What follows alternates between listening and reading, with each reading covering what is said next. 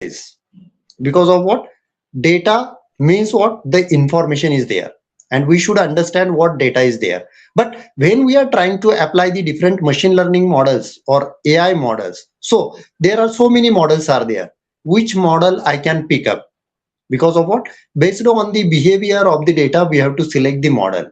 But whenever we are trying to implement these models for the prediction purpose or the classification purpose on the data, yes, the sustainability is very much important. Suppose we are using some X model and that model takes so many time. What is the use of that model? So we have to make the sustainable. Then the sustainability of the AI models come into the picture. And how we are making the sustainability? Using the optimization. Means with the minimum resources, we have to do the optimization of these AI models. Means when we are talking about the today's session, we will just go through the details of what actually the artificial intelligence is there. So I hope 2 days are over. So many people they have talked about the AI. So we will just brief overview of AI, and then we will go into the detail of machine learning. So what the technology contain, means what is the beauty inside the machine learning, we will see it. And then we will go how the optimization can be done, why we are doing optimization, so how we can do the optimization, and the finally with the optimization we will do the sustainability of AI models. Yes, and finally we will do it by the demonstration. Okay, and finally we will conclude the session. So now when we are talking about the AI means what actually it is, means here the AI is one type of technology. And what we are doing, so we are just taking a data and just learning our computer that mimics the human intelligence. Means just this technology that enables them to solve the problems. Means whatever, so whatever the data which is generated here, that is in the machine form, and we doesn't understand that language, but the computer system they understand that language. Means whenever we are giving a data to the machine learning models, that data is in the form of what, 0 and 1 or something in the specific language, but that language which is in the machine form, that is understood by these machine learning models. Okay, now when we are trying to do, means what we are thinking, ki I am sitting in my cabin and I am expecting that automatically or intelligently our lights will be on, and whenever there is a no person in the room, automatically it will be means off. Means what, that way we are expecting the intelligence in the system. But when we are trying to do or develop any AI based systems, means we have to use this technology. Means when we are trying to do, so whenever the people those who are working in the AI domain, so what they are using, means they are trying to develop the AI system based on machine learning technology or the deep learning technology. Means whenever we are trying to develop the AI system, तो क्या होता है, the most of the people they are using machine learning or deep learning. Now when we are talking about, means what, the main broad domain is AI, and AI means what, that is the very big broad domain, and in that domain there is a machine learning is there is a deep learning is there is a natural language processing is there, or there is again ontology engineering is there. Means what, these are the different sub technology domains are there, these are coming under the umbrella of AI. And here in India only we are using machine learning and deep learning or NLP, but in the foreign also in the last 15 years they are using the another AI technology that is called as what, ontology engineering is there, right? But here we are just concentrating in this session, that is the machine learning. Now when we are talking about the machine learning, and this is the one type of technology that can be used to make the development of AI system. Means what we are doing, just that systems, whatever the machine learning systems are there, these contains what, there are different types of models are there, or we can say that different types of classifiers are there. How this classifier, the name indicates that machine learning means you are trying to learn these models. Means initially the data is with you and that data is given to the machine learning model. So based on some part of your data, the machine learning models are learned, and after learning they are try to enhance the performance of your system without explicit programming. That is called as what? Machine learning. Simple way है, आपके पास कुछ models है, just what we are doing, you are giving a data or splitting the data into the training and testing. So whenever the data is initially, means these models initially go to the training. So based on some part of the data, the machine learning models are learned and just they are applied on the test data. Means what? Who is supplying the data to the machine learning model? We are the people that providing. Means we are making this model intelligent. Only whatever the behavior inside that models are there, they are taking or extracting the appropriate data, or we can say that the attributes from that data, and that machine learns. Means these models learns. So this is the one of the way where this technology is used, and that is called as what? Machine learning.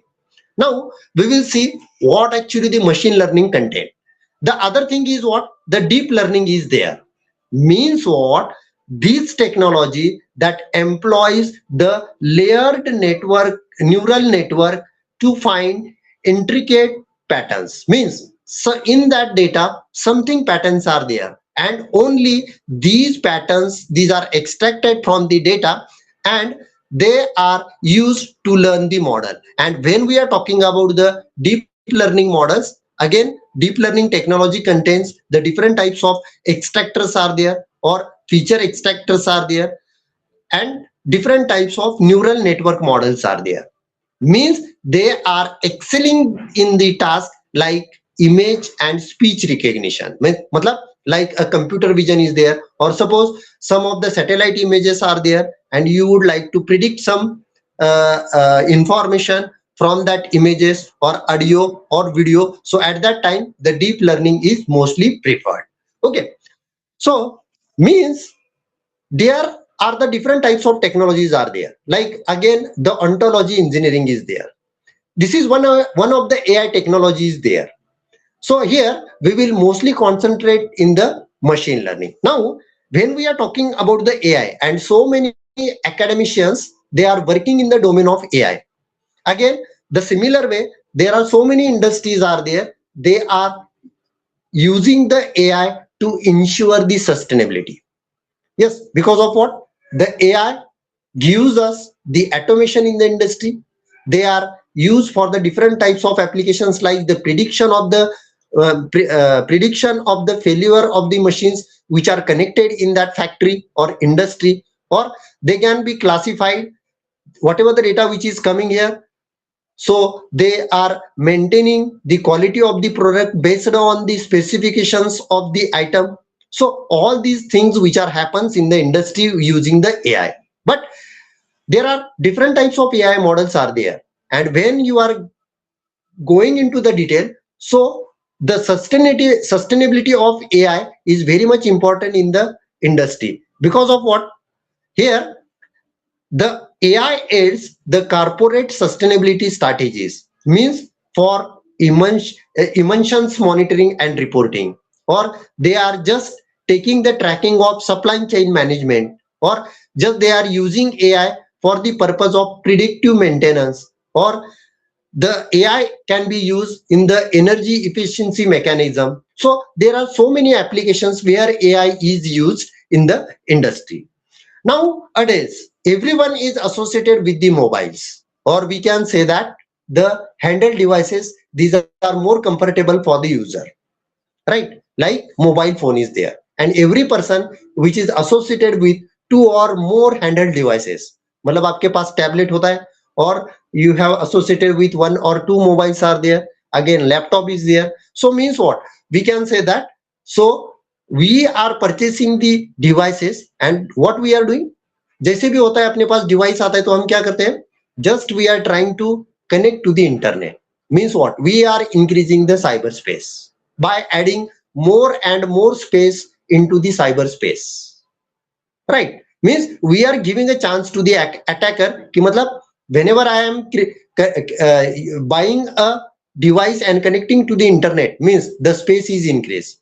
The space of cyberspace of cyber is increases, means you are giving a space to the attacker. Similarly, means when we are talking about the AI, so again, this is the best example where the AI is used in the smartphone. Means what?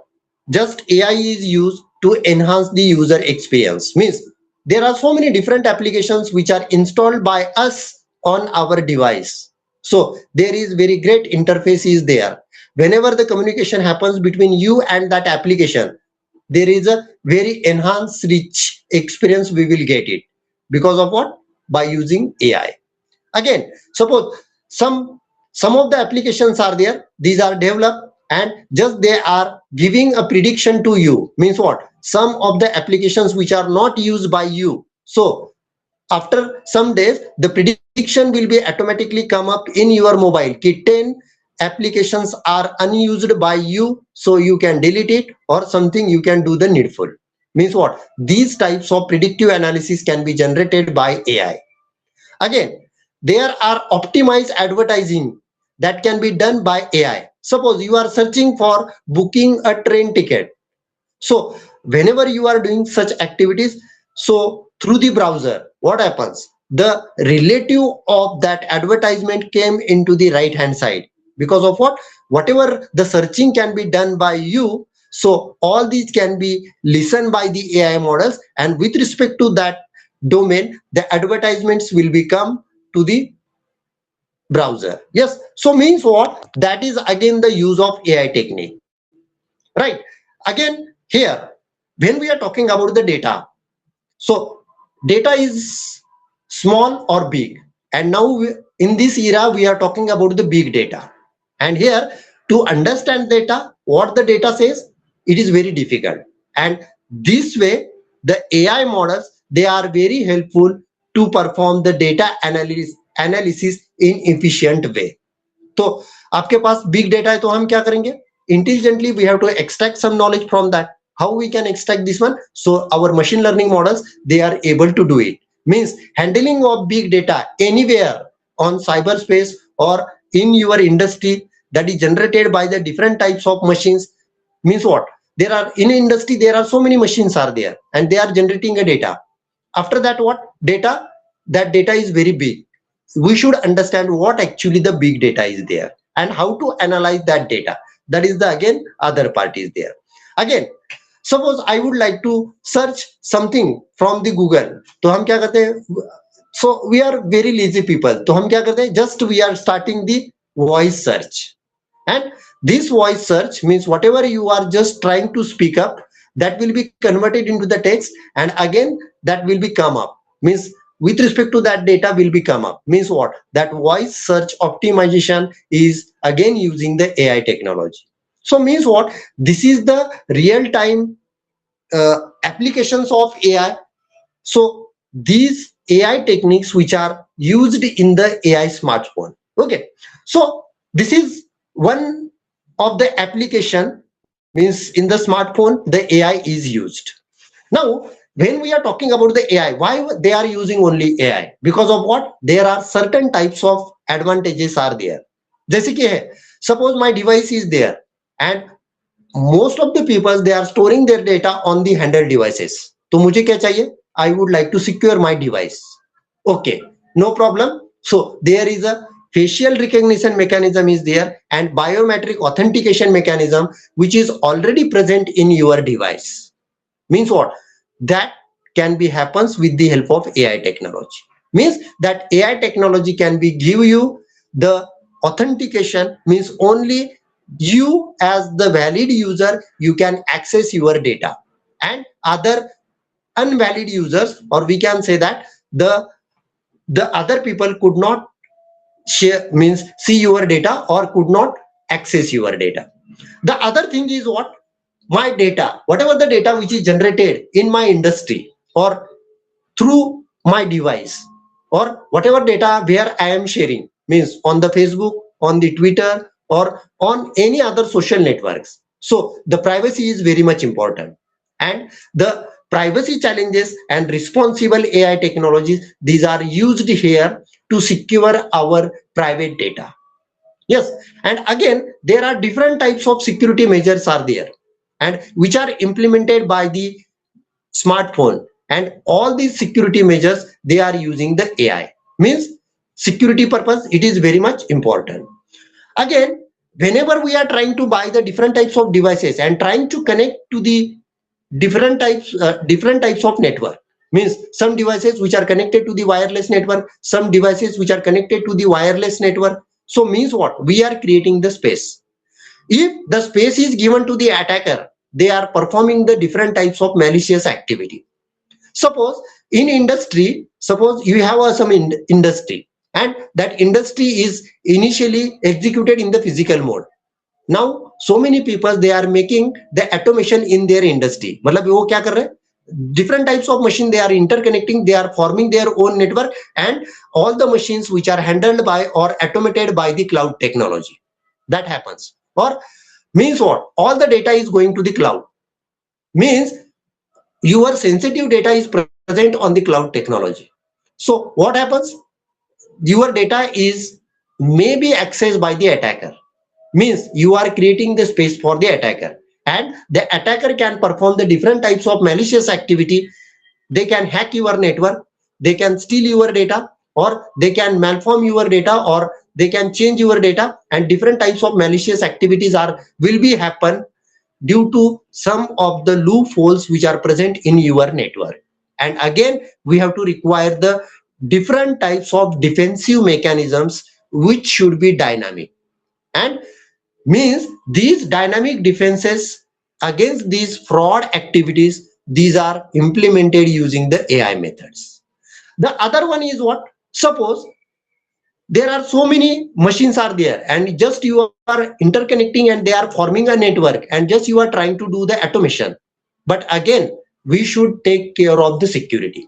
Means how the data is going from one machine to the other machine, or how the data, when that passes from my industry to the cloud, the communication channel is secure or not, that we should know. Means whenever we are trying to do the innovation in such type of technology, then again the AI plays very important role. Means the balancing these innovations and the responsibility, that can be happens with the help of only AI technology. Yes, so these are the just some of the glimpses of the AI use in the smartphone and what are the benefit. Now when we are talking about the AI broadly, जैसे मैंने बता दिया था, सो AI, अगर हमें AI based system develop करना है तो हमें क्या यूज करना पड़ेगा, we should use machine learning और डीप लर्निंग और ontology engineering, right? But mostly here we are concentrating on the machine learning. Now why we are selecting the machine learning, that is the question. Because of what, the beauty inside that technology is there. What beauty inside that technology? So when we are talking about the machine learning, the machine learning consists of different types of AI models are there, and different types of feature selection methods are there, and different types of evolutionary optimization techniques are there. Now when we are talking about the feature selection methods, so here there are three types of feature selection methods which are present inside the technology. So the broadly these are classified into the three categories. The first one is called as filter based, the second one is called as wrapper based, and the third one is called as embedded, or broadly we can call as a hybrid methods. Okay, now when we are talking about the, yes, when we are talking about the filter based methods, so these filter based methods, they are depends on the mathematical model. Means some mathematical model is there. Means the names of such types of feature selection methods are information gain, gain ratio, chi-square, relief F. These are the different types of, or Gini index is there, or mutual information is there. So these are the different types of filter base. Matlab, what content in that technology? So information gain means what? When we are talking about the data, data hai matlab kya hai? There is a Excel file is there or CSV file is there. उसमें क्या रहता है? The columns and rows are there. Columns means what? The attributes are there. Attributes means what? That attributes that associated with some value. Suppose value is 0, means what? Obviously we know that doesn't carries any information. Means how much information carried by that attribute is called as information gain. Again, information is there. Like suppose sugar. Sugar is there. How to measure the sugar? In the form of kilos. Right? Simple way. Suppose milk is there. How we are measuring the milk? So milk is in the terms of liter. So measure the how much information is carried by that attribute. So means what? There is a mathematical model is there that is called as information gain. उसको क्या बोलते हैं? Information gain. How the information gain is measured? There is some mathematical formula, and in that the entropy is there. And the scientist Shannon, he has proposed the concept of entropy. Means what? Suppose I am saying that I will transfer a 50,000 to in your account. Okay, how much information gain by you? Simply मैंने क्या बोल दिया? I will transfer 50,000 in your account. आपको मिले क्या? नहीं मिले. Means what? The information gain is 0. Only that the announcement can be done. Means you will get it. Whenever you will get it, then information gain is 1. Whenever you have not received it, means the information gain is 0. I am saying that I will transfer a 50,000 to you, means there is a probability. Probability comes into the picture. Means what? The certainty and uncertainty is there. Means maybe I will transfer, means there is a certainty. I will, if I am not transferring, then there is a uncertainty. Means I am just declaring I will transfer 50,000 to you, means the certainty and uncertainty comes into the picture. How to measure that certainty and uncertainty? In the form of what? Probability. Means there is a chances of I will transfer the money or I will not transfer the money, and this probability in the terms of what called as what? Entropy. Okay, if I am saying I will transfer a money to you, means you will get any money? No. Means what? The information gain is 0. That is called as what? The information gain. Means that is called as what? The filtering your attribute. And these methods, these are totally depends on the mathematical model. Means the probability of the entropy that comes into the picture, उसको क्या बोलते हैं हम? Information gain. Again, there is a gain ratio is there. Gain ratio का मतलब क्या है? When you are giving a data to any machine learning models, your data is balanced or in some cases imbalanced. मतलब क्या होता है? Suppose there are 100 records are there. Means suppose you have to perform the disease detection, or suppose you have to perform whatever the malicious activities which are happen in your network of your industry. Means suppose data is given, so data is what? Normal data is there and malicious data is there. Means again 100 records are there. Means suppose 50 records with the normal and 50 records 50 records yes activity. Then what happens? The data is balanced. Means what? आपके जितने भी levels है उसके 50-50 record आपके पास है. But whenever the data is imbalanced, means normal records are only 10 and abnormal records are 90. तो क्या हो जाएगा? That your data is what? Imbalanced. Means, but in some cases at that time your information gain feature selection method that does not work. तो उसके लिए क्या है? The next model will become, and that is called as what? The gain ratio. How much gain can we have? Okay, that is the another one is there. Just 1 minute.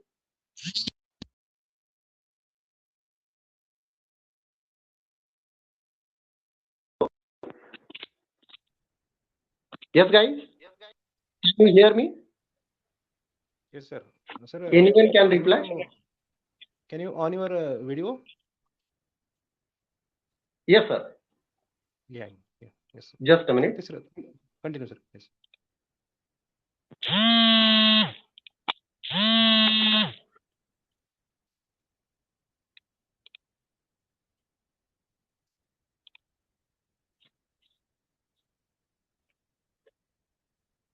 Yes. Is it fine? Yes, yes. Okay. Okay, sir. Yes. Thank you. Please continue.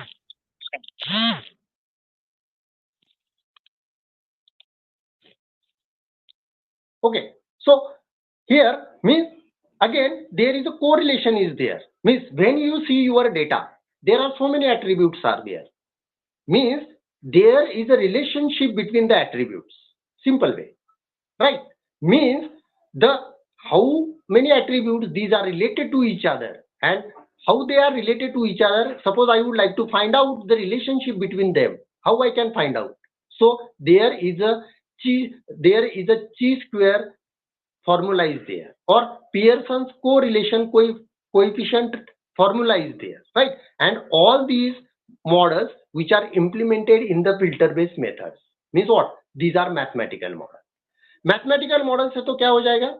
So whatever the data you are giving to the machine learning means to the filter based methods, they can just apply their own mathematical model and they will calculate the score for the feature. Simple way. So that is called as what? Filter based. अगर mathematical model है तो क्या हो जाएगा? Data लेगा, the some score is calculated by these mathematical models and the output will be generated. And because of these mathematical model, these filter based methods, these are very fast. Simple way. Okay. The other one is what? The wrapper methods are there. Means when we are talking about the wrapper method, means which includes the forward selection is there, backward elimination is there, and stepwise selection methods are there. Means when we are trying to do the application of such type of methods, we have to select the model. मतलब क्या करना है? Suppose I would like to apply forward selection method. तो हमें क्या करना पड़ेगा? Whenever you are selecting the method, we have to select the machine learning model also. But which model I can select? Because of what? When we are talking about the machine learning models, there are more than 500 machine learning models are there. Suppose someone has selected the random forest, anyone, so the result will be appear. And suppose some people or someone has other people is selected the SVM model is there, again result will become, but both the results are different. Again we are going into the confusion which model I can select, and because of that the user is going into the confusion. Because of that, these methods, whenever you are trying to apply such wrapper method, initially they are taking more times. Means whenever you are giving a data to these models or these feature selection methods, again it requires more time. Means these are the time consuming wrapper methods are there. And again, there is a very difficult task which appropriate model to be selected. The third method is called as the embedded method, means, or we can say that hybrid method is there. Hybrid मतलब क्या है? Whatever the best from the filter you can extract, and whatever the best from the wrapper you can extract, and you can make a new method, उसको बोलते हैं embedded method, or we can call as the hybrid method. Okay, so you can develop your own hybrid methods, or there are different types of embedded methods which are available in the machine learning, right? That is the way. So this is the one of the beauty which is present in the machine learning, and therefore we are preferring this machine learning technology. The other one is there. Suppose we have to do the predictive maintenance in industry, or suppose we have to classify the data malicious or normal, or suppose we have to perform the disease detection, means the person is normal or it is affected by some disease. How we can do it? This can be done with the help of what? Different types of artificial intelligence models, or broadly we are saying that machine learning algorithms which are present inside the technology. Now when we are talking about the AI model, means जैसे कि आपने नाम सुना होगा, जैसे कि random forest is there, yes, deep learning model is there, CNN is there, or neural network models are there. So these are what? These are the different types of models are there. Means when we are talking about the classifiers, means in that domain there are different types of machine learning models which are present. Means like rule based models are there, then tree based models are there, Bayes based models are there, function based models are there, and meta classifiers are there. And again, these meta classifiers, these are also called as ensemble models are there. Means when we are talking about the rule based models, means what? Whatever the data which is given by the user, in that data there are different attributes are there, and suppose in a data there are 100 attributes are there, means some attributes these are related to the other attribute, and they are finding out the relation between the attributes, and based on that these models they are creating their own rules. Yes, and these rules are called as relational rules. Means in the training phase you are giving a data to that model, the model extract the relation between the different types of attributes, and based on that relation they are creating the rules, and these rules are called as relational rules. And at the time of testing, all the generated relation rules these are applied on the test data, and they will give you the performance. Usko kya bolte hai? These are the rule based models. When we are talking about the rule based models, so these contains the part classifier is there, 1R classifier is there, 0R classifier is there, decision tree model is there, and JRIP models are there. So these are the different names of the machine learning models which are coming under the umbrella of rule based. Usko kya bolte hain? Rule based. Because of what? Nowadays we are using rule based system in most of the cases. जैसे कि suppose some company is coming to hiring to your students, तो वो क्या बोलते हैं कि sir we want a students those who are having distinction. Okay, distinction मतलब क्या है? We are applying the filter, means the people who are having the score more than 75%. These are what? These are the distinction. Means what? We are applying the rule. Yes, means the similar type means what? We are extracting some pattern from the data. कौन सा pattern निकाला हमने? CGPA pattern or percentage of the marks is the pattern that we have extracted from the personal information of the student. उसके ऊपर हमने क्या किया? We have applied the rule, means the mark should be greater than or equal to 75%. This is what the rule based systems are there. The similar way only relational rules which are created by these machine learning models, उसको बोलते हैं rule based model. The other thing is what? The tree based models are there. Means what? Based on the data which is given by you, the tree is generated. Means there is a root is there, and there are the different types of branches are there, and based on the tree they are performing the searching mechanism. उसको बोलते हैं that is the tree based models are there. Means J48 is there, random tree is there, random forest is there, RIP tree is there, decision stump is there. There are so many tree based models which are available for us. So these are the very famous names that we have included here. Okay, again the base models are there. Means these are the Bayesian network can be created by such type of AI models. Means Navy Bayes is there, Bayes network is there. So these are the types of Bayes. The other thing is what? Some of the models they are applying the function on your data and just they are executed, and these models are called as function based AI models. Means like logistic regression is there or multi-layer perceptron is there. So these models are called as a function models. Okay, so the other one is what? There are meta classifiers are there, or we can say that the ensemble models are there. Now when we are talking about the ensemble model, the use of ensemble models in the real time is increasing day by day. Because of what? The ensemble models they are providing the higher performance as compared to the rule based, as compared to the tree based, or as compared to the other types of models. Again, when we are talking about the ensemble model, so there are the two different types of technique which is used by these model. One is called as bagging and other one is called as a boosting. These two techniques which are embedded in the ensemble model. When we are talking about the random forest, the random forest is using bagging. Random forest क्या use करता है? Bagging. And when you have heard the name of ADA boost or cat boost, so these are called as the boosting technique model. So again, means in the ensemble there are two types, bagging based models are there and boosting based models are there. जैसे कि bagging use करता है random forest and boosting is used by the ADA boost or other boosting techniques which are used. Again, you can develop your own ensemble model with the help of different techniques are there. मतलब already bagging तो use कर रहा है, boosting भी use कर रहा है.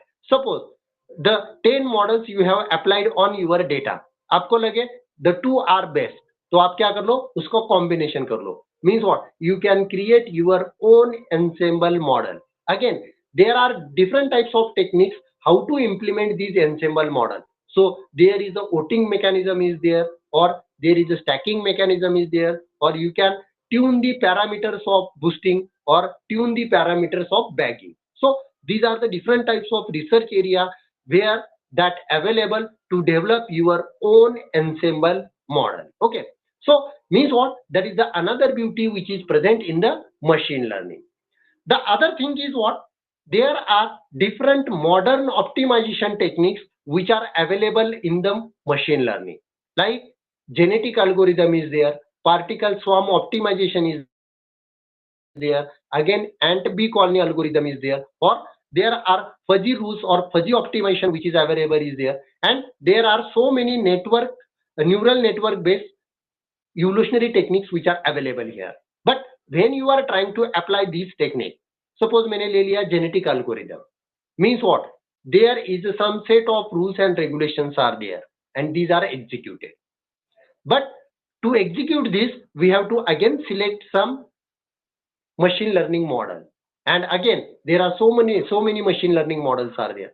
Suppose genetic algorithm is executed by the random forest and genetic algorithm which is executed with support vector machine, the outputs are different. Because of what? The selection of model is very much important. And when we are talking about the wrapper methods and the modern optimization technique methods, whenever you are trying to apply, at that time you have to select the machine learning model here. And the user is going into the confusion which model I can select. And suppose I am selecting random forest, the result will become, but when I am using the SVM, again different result will become. Means what? These methods, these wrapper methods and the modern optimization technique, they are taking more time. Because of what? They require more memory or more data to generate the result, right now. So because of that, what? As compared to the filter based method kya hai? These are very simple. Because of what? They are depends on the mathematical model. Now, when we are talking about the application of AI model, मतलब क्या है कि हमें क्या करना है, आपके पास data है that is generated by the different sources, and what we have to do, we have to develop the intelligent system by using machine learning. तो हमें क्या करना पड़ेगा? Initially we require data. If data is with you, then you have to perform the data analysis. Means मुझे क्या करना है? Data analysis means what? I should understand what the data says or what the beauty inside that data. Means suppose in data 100 attributes are there. So my first understanding is what? How to understand my data? How many attributes are there? Simply 100. Okay. What are the types of attributes? Means uska type kya hai? Means they are the string, they are the float values, they are the integer values. And what is the meaning of that attribute? Suppose the attribute carries the data 0 or data 1 or data minus 0.0 something, means what it indicates. I should understand my data. Again, in that data is null values are there. We are saying that the data consists of noise. Noise matlab kya hai? Means unwanted data is there. And if in your data the noise is present, you could not apply any AI model directly on your data. Simple way है. अगर noise है तो हम machine learning algorithm उसके ऊपर apply नहीं कर सकते. Because of what? The noise is there. What actually the noise means? Noise means what? Unwanted data. Unwanted data मतलब क्या है? Means in your data the missing values are there. Means some of the attribute that doesn't carries any information. Means missing values are there. मतलब क्या होता है, attribute होता है, but in some of the rows the value, no value is there, और we can say that null value is there. Null मतलब कुछ भी नहीं रहता है, नहीं तो क्या रहता है, कैपिटल और in the small letter NULL लिखा होता है, मतलब that is the null. Yes, means in your data, some of the attributes that doesn't carries any information, or they can carry null information, or they can carry some missing information. तो हमें क्या करना पड़ता है, we have to remove that value by some constant or by zero. अगर कुछ भी नहीं है मतलब उसमें क्या है, zero, or you can do it as just replace with the another constant, anything value. Whenever the missing values are there in your data, you can just replace with the help of some same constant. This thing is there, right? The other thing is what, some of the attributes which are present in your data set that carries infinity value. Infinity means what, we could not determine it. Means क्या होता है, उसमें infinity symbol will be there, or the infinity INFITY is written in the data. मतलब again the text will become, or infinity symbol will become. Again, whenever such type of data which is present in your data set, then you could not apply the machine learning model on that data. तो हमें क्या करना पड़ेगा, we have to handle such type of scenarios. The other thing is there, in your data the outliers are present. Outliers are present मतलब क्या होता है, means suppose some of the parameter that value is ranging from 0 to 100, जैसे कि होता है age is ranging from minimum 0 to what, minimum value should be a 1 month, maximum value should be a 100 years, but there are some of the exceptional cases are there, so we can consider it up to 115 years old. But suppose by mistakenly the data generated by the user is what, 1000, तो क्या हो जाएगा, the 1000 is the value that is the outlier in your data set. तो उसके लिए हमें क्या करना पड़ता है, we have to perform this scaling. Yes, so that is the way, means such type of noise which is present in your data set, and if noise is present in your data, you could not able to make the use of AI. Yes, means you could not directly apply the AI models on the captured data. तो उसके लिए हमें क्या करना पड़ेगा, we have to do the data pre-processing. तो उसको क्या बोलते हैं, that is called as what, data pre-processing.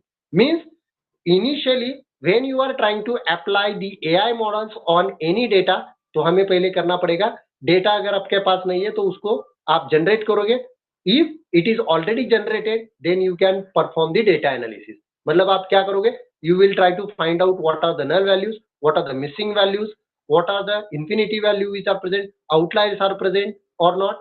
All these things we can handle in the data pre-processing. मतलब ये सब नॉइस है, उसको हमें हैंडल करना है data pre-processing.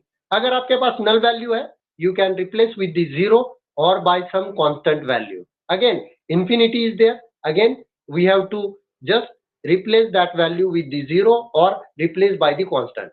Suppose outliers are there, then you remove the outliers, or different types of outlier techniques which are available in the machine learning, you can apply it, then they can performing the scaling mechanism. Means which one is the maximum value, which one is the minimum value, so maximum लेना है, minimum लेना है या average लेना है, all these can be done by the outlier detection mechanism. Now means after handling your data, and whenever you are try to remove the noise which is present in your data, means your data is ready to understand by the AI models now, and after that what, you are trying to apply the AI model. Okay, मेरे पास मेरा जो भी data है that is totally data pre-process है. So after that, whenever I am trying to apply some machine learning model, again the user going into the confusion. Means when you see there are different types of models are there, which model I can pick up, right? That is the way. So whenever you see the research papers, so different types of machine learning models are used by the user, but which model I can pick? Suppose someone has suggested the random forest is very best, but it is based only for their data. Because of what? That data, whatever the data which is provided by that person, that is understood by the random forest. right? And the model is able to take or extract the data from that, and he is able to give the performance. But whatever the data which is available with you, that may not give the good performance for your scenario, because of what? The behavior is different, the data behavior is different. So means what? We have to do the empirical analysis of different types of machine learning models to select the best one. तो हमें उसके लिए क्या करना पड़ेगा? Whatever the famous models are there, we have to apply. And whenever you are trying to apply it, मुझे कैसे पता चलेगा this model is the best for me based on the performance? क्या होता है? एक होता है statistical measurement is there, means how I can perform the measure of these models. So what accuracy is obtained by that model, which precision is obtained by that model, which recall or detection rate by that model, how much F1 score is there. Means हम क्या कर रहे हैं? सिर्फ हम compare कर रहे हैं, means we are measuring the performance of these AI models in the terms of statistical measure. उसमें आता है आपका accuracy, आपका precision, आपका recall, आपका F1 score. Means based on that attribute, we are saying that कि this model is the best for my classification or for my prediction, right? So when we are talking about this one, means suppose I have taken some model and I have used it and I have applied for the classification, but it takes, for the classification it takes 10 minutes, but I have to do this classification as early as possible. मुझे बहुत जल्दी करना है, मतलब I should require the result in 2 minutes.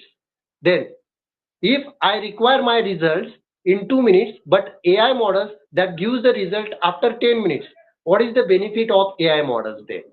Here the sustainability of AI models comes into the picture. तो उसके लिए हमें क्या करना पड़ेगा? जो भी आपके मॉडल्स हैं उसको हमें सस्टेन करना पड़ेगा. How to do the sustainability of AI models? तो उसके लिए हम यूज क्या करेंगे? Optimization. Means when we are talking about the optimization, means what we have to do? Means the purpose of the optimization is to achieve the best design relative to a set of prioritized criteria or based on the constraint. मतलब मुझे क्या करना है? उसमें से best extract करना है and the model should be work as early as possible to me. Means when we are talking about the optimization, means these maximize some factors, means the optimization technique that maximize the productivity, that maximize or increase the strength of the system, or they can increase, or we can say that the reliability of the system, or obviously we can say that we can efficiently rely on the system, means they are trying to increase the efficiency. अगर उसकी efficiency ज़्यादा है, strength अच्छा है, the system is reliable, then we can know the utilization is excellent. Because of maximizing these factors, we are using optimization. Means here what in the optimization we are doing? We are train the model iteratively that result in a maximum and minimum function evaluation. Yes, and this is the one of the most phenomenon to get the better result. मतलब जैसे हो रहा है कि classification हो रहा है, but that is after 10 minutes, but I require the results within 2 minutes. Then the sustainability of these AI models comes into the picture. And how we are doing the optimization? So the optimization can be performed with the help of, there are 4 stages are there. The first one is what? Examine. The second one is implement. The third one is a test, and the fourth one is verification. Means when we are talking about the in the first step, examine, means you are trying to develop insights based on your business goals and market research. जैसे कि मुझे चाहिए prediction चाहिए, अगर मेरा machine, whatever the machine which is connected in the industry, that will be collapse or that will makes the means maintenance after 2 hours. अगर मुझे पहले जल्दी पता चल गया, whatever the hazards that will be happens in the industry, that will be defended. Again means what? उसके लिए हमें क्या करना पड़ेगा? We have to implement. Means मुझे पहले मॉडल सिलेक्ट करना पड़ेगा. Means if it is not available, I would like to design, develop, and again check that when my model will give the high performance, means iterate. And the third one is what? Whatever the implemented model or developed model is there, I would like to be test. Means that should be test on our collected data, so we can understand if anything improvement is required. Okay, suppose I have proposed something, but that not work on our data, then what is the benefit of that? And finally, we should verify, means verification कैसे करेंगे? उसको हम कैसे करेंगे verification? By using the performance measurement. मतलब there is again performance measurement, means the statistically significant. मतलब क्या है? उसका accuracy अच्छा होना चाहिए, उसका precision अच्छा होना चाहिए, and उसका जो भी है F1 score that should be high. मतलब क्या है? How the students are very good if their CET score or their CGPA is high. जैसे कि out of 10 9.75. Oh, it's very great. Means what? That is the one of the statistical measure where we are using to measure the quality of the student. Like similar way, how to say random forest is based on the statistical measurement performance parameters, right? So this is the way of to do the optimization. Now what we will do, so for the sake of experimentation purpose, so we will use the VECA tool. So this tool is openly available, and this tool is developed by the means that the VECA environment for the knowledge analysis, and this tool is developed by the University of Waikato in the New Zealand, and this is open source. Okay, so why this tool is mostly popular? Because of what? In that tool, more than 100 plus feature selection and optimization methods which are available, and more than 250 classifiers which are readily available. But whenever you are giving a data to that tool, your data should be pre-processed. That is the thing is there. So when you are trying to give the data, yes, so I will provide you for the sake of experimentation purpose, we are taking some data. So here, just whatever the folder, you can just open the file in that. So here the data is given to the VECA tool. Yes, so suppose here, for the sake of experimentation purpose, whenever you are uploading a file in the CSV format, so here the data is uploaded here, right? So what the data contains? Columns and rows. Column में क्या होता है? Attribute name. So I should know how many attributes or the features which are present in my data. So all the features, these are listed here in the left hand side. So how many features are there in my data? 83, right? So if I would like to know which one is the feature number 1, which one number 2 is, which attribute is there, so all the names comes into the picture. That is the beauty of the tool. मतलब ये tool क्या करता है? आपका जो भी data analysis है, means I should know which type of. So देखो यहाँ पर. So whatever the name of the data set that is given here, जो मैंने नाम दिया है, that will be come here. Then how many records are there? Something 1 lakh plus records are there. How many attributes are there? 83. See here. And sum of the weight. मतलब कितने total records है. So all these information that will be summarized. Again, these tools gives how many attributes and the name of attribute.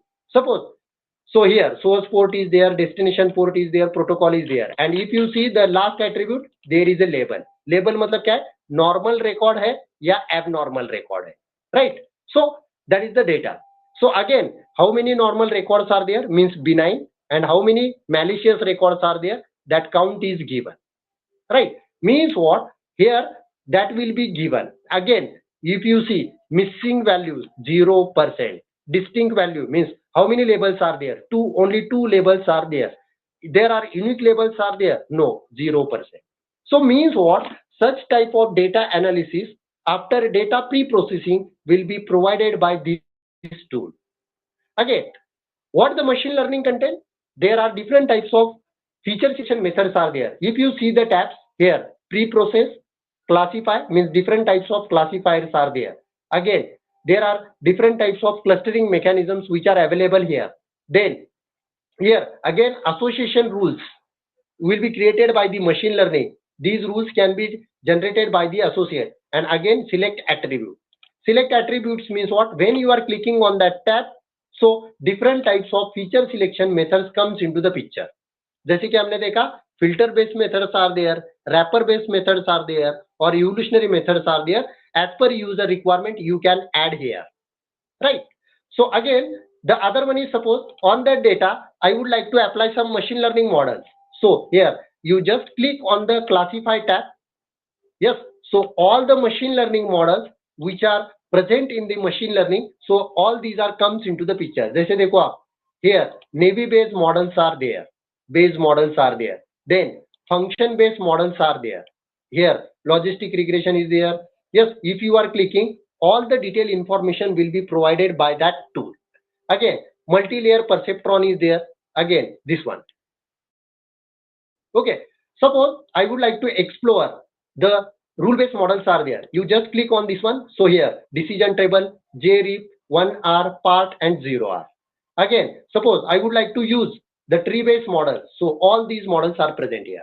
Whenever you are installing the tool, there are default models are there. And जैसे आपको use करना है, you can add it. Okay.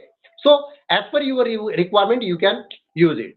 For the sake of experimentation purpose, what we will do here, I am applying the J48 model here. Okay, so that is the tree-based model is there. So I am applying J48 model. Again, what the machine learning says, train the model, test the model. This is one way. Matlab, how we are going to apply? This way. Other way is what?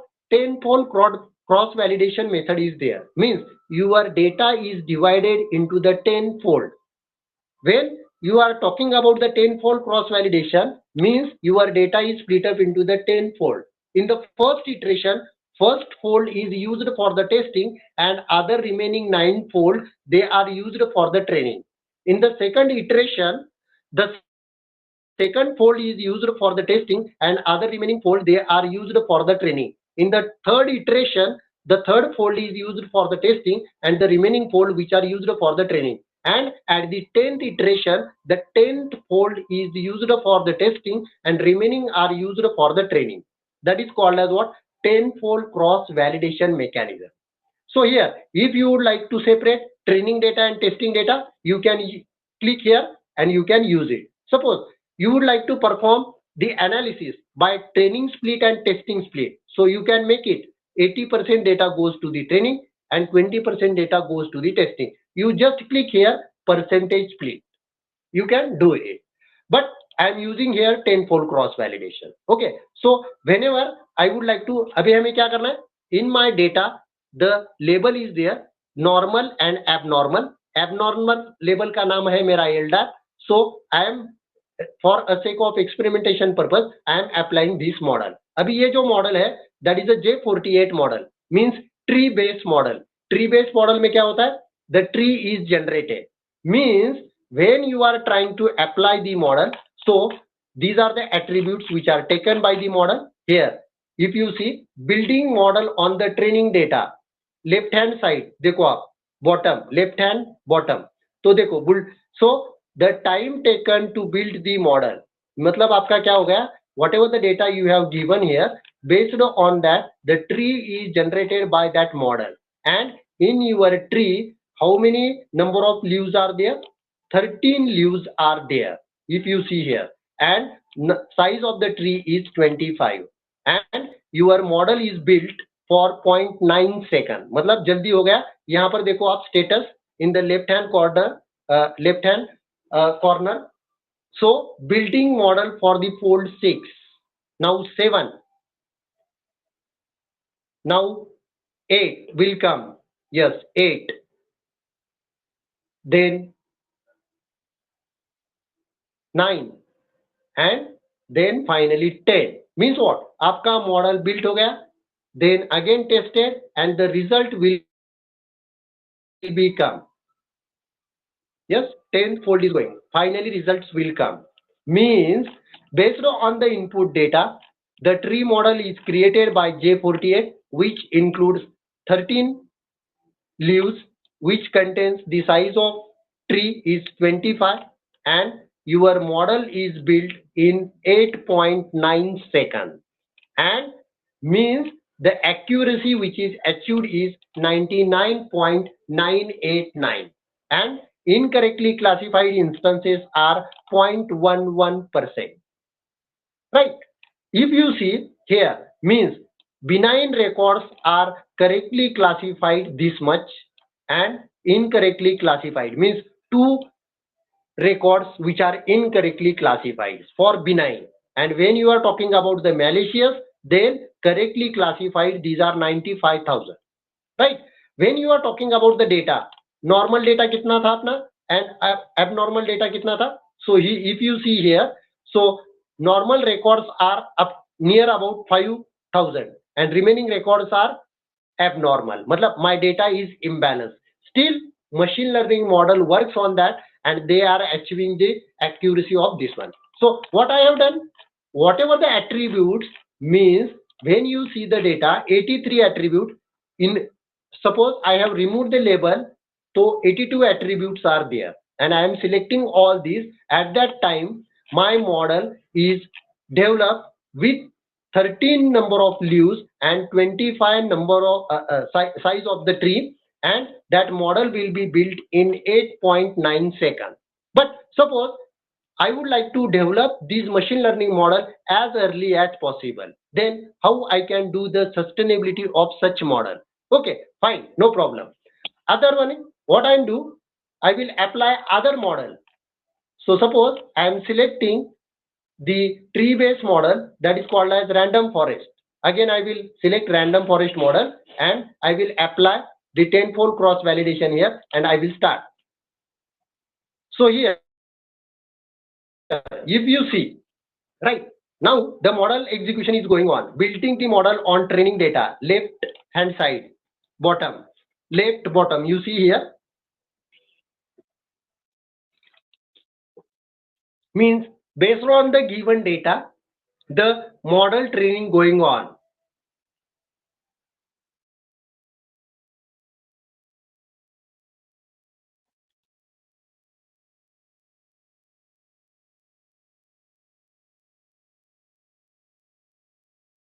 Just a minute, we will stop here. I will select random forest. Just a minute.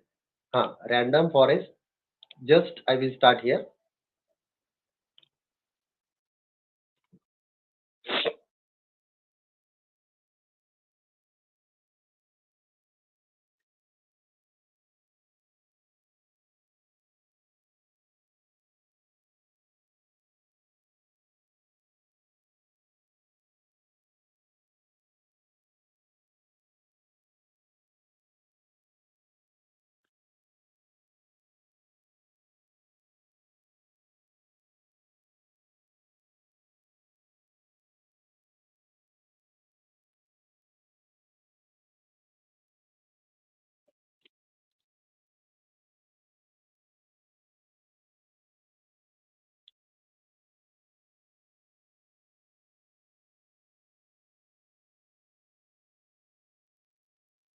Yes.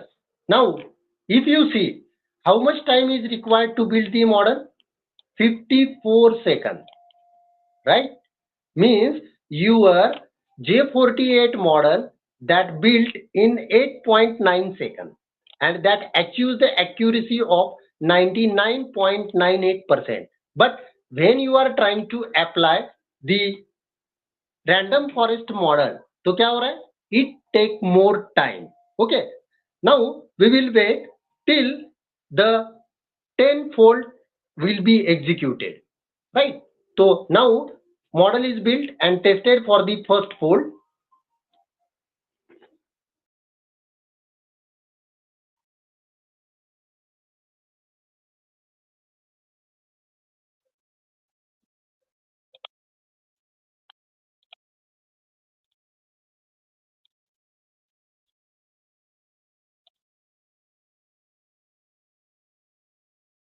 The second fold is going on now.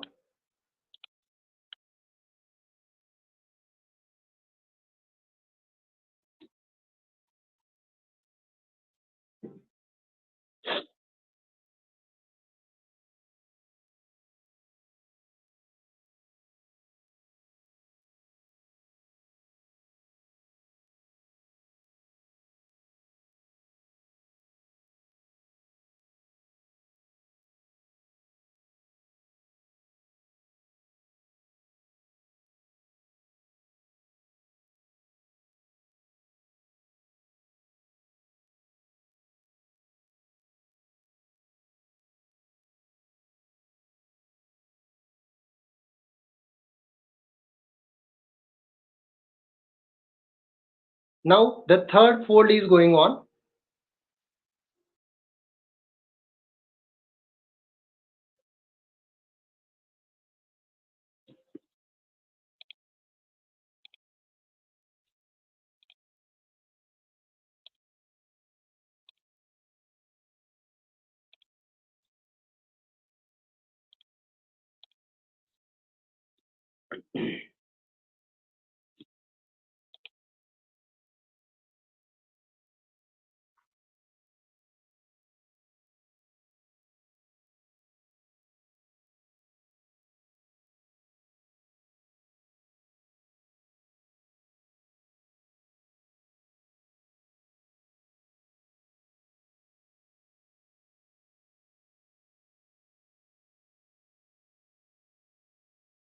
The fourth fold is going on. So we have to wait up to the tenfold, because of what? Whatever the results will be come up, that will shows us what is the difference between the application of J48 model and random forest model.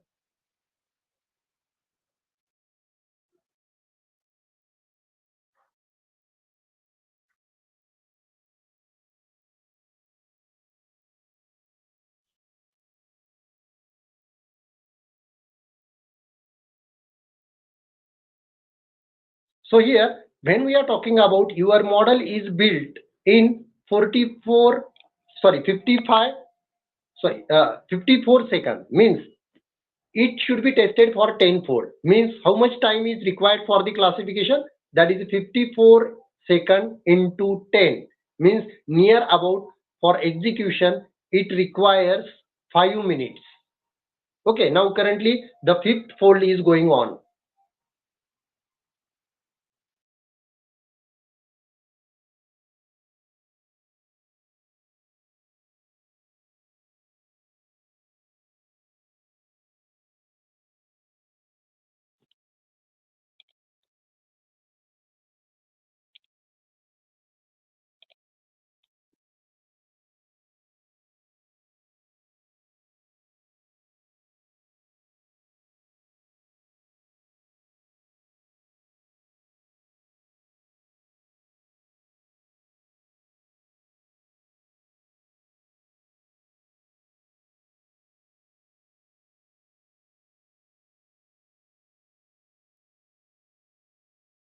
Now sixth fold is going on.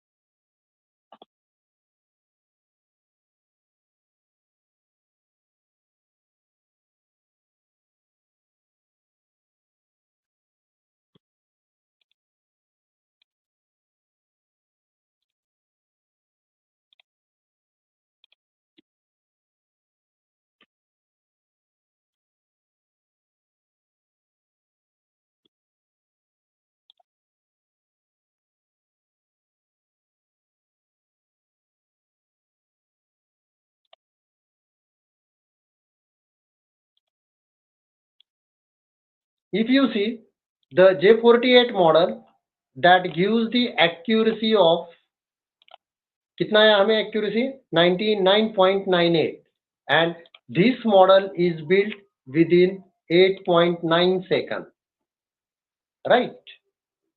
So here the accuracy is there and time, right? So here when we are talking about the random forest, now the seventh fold is going on, right? So the model built up time is 54 seconds here, right? And we will see how much accuracy is there. Now when you see the J48 model, so here the other parameters which are automatically calculated, like kappa statistics, mean absolute error, root mean square, okay, relative absolute error, then root relative square error. Yes. So based on the data, all the statistical measures are directly calculated by this tool. So now eightfold is going on.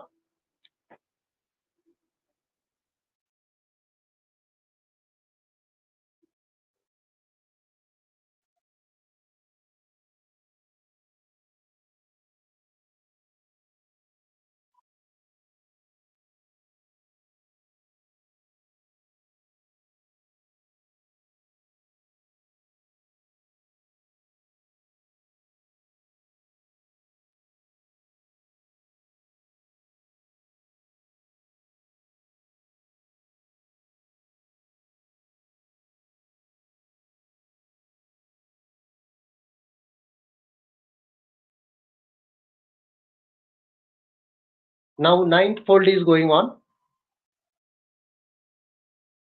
Means I said that the random forest is the ensemble model.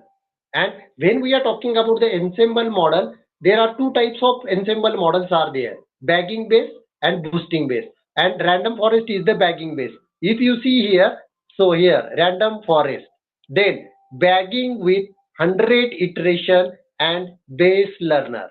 Means the random forest uses bagging techniques for the ensemble mechanism.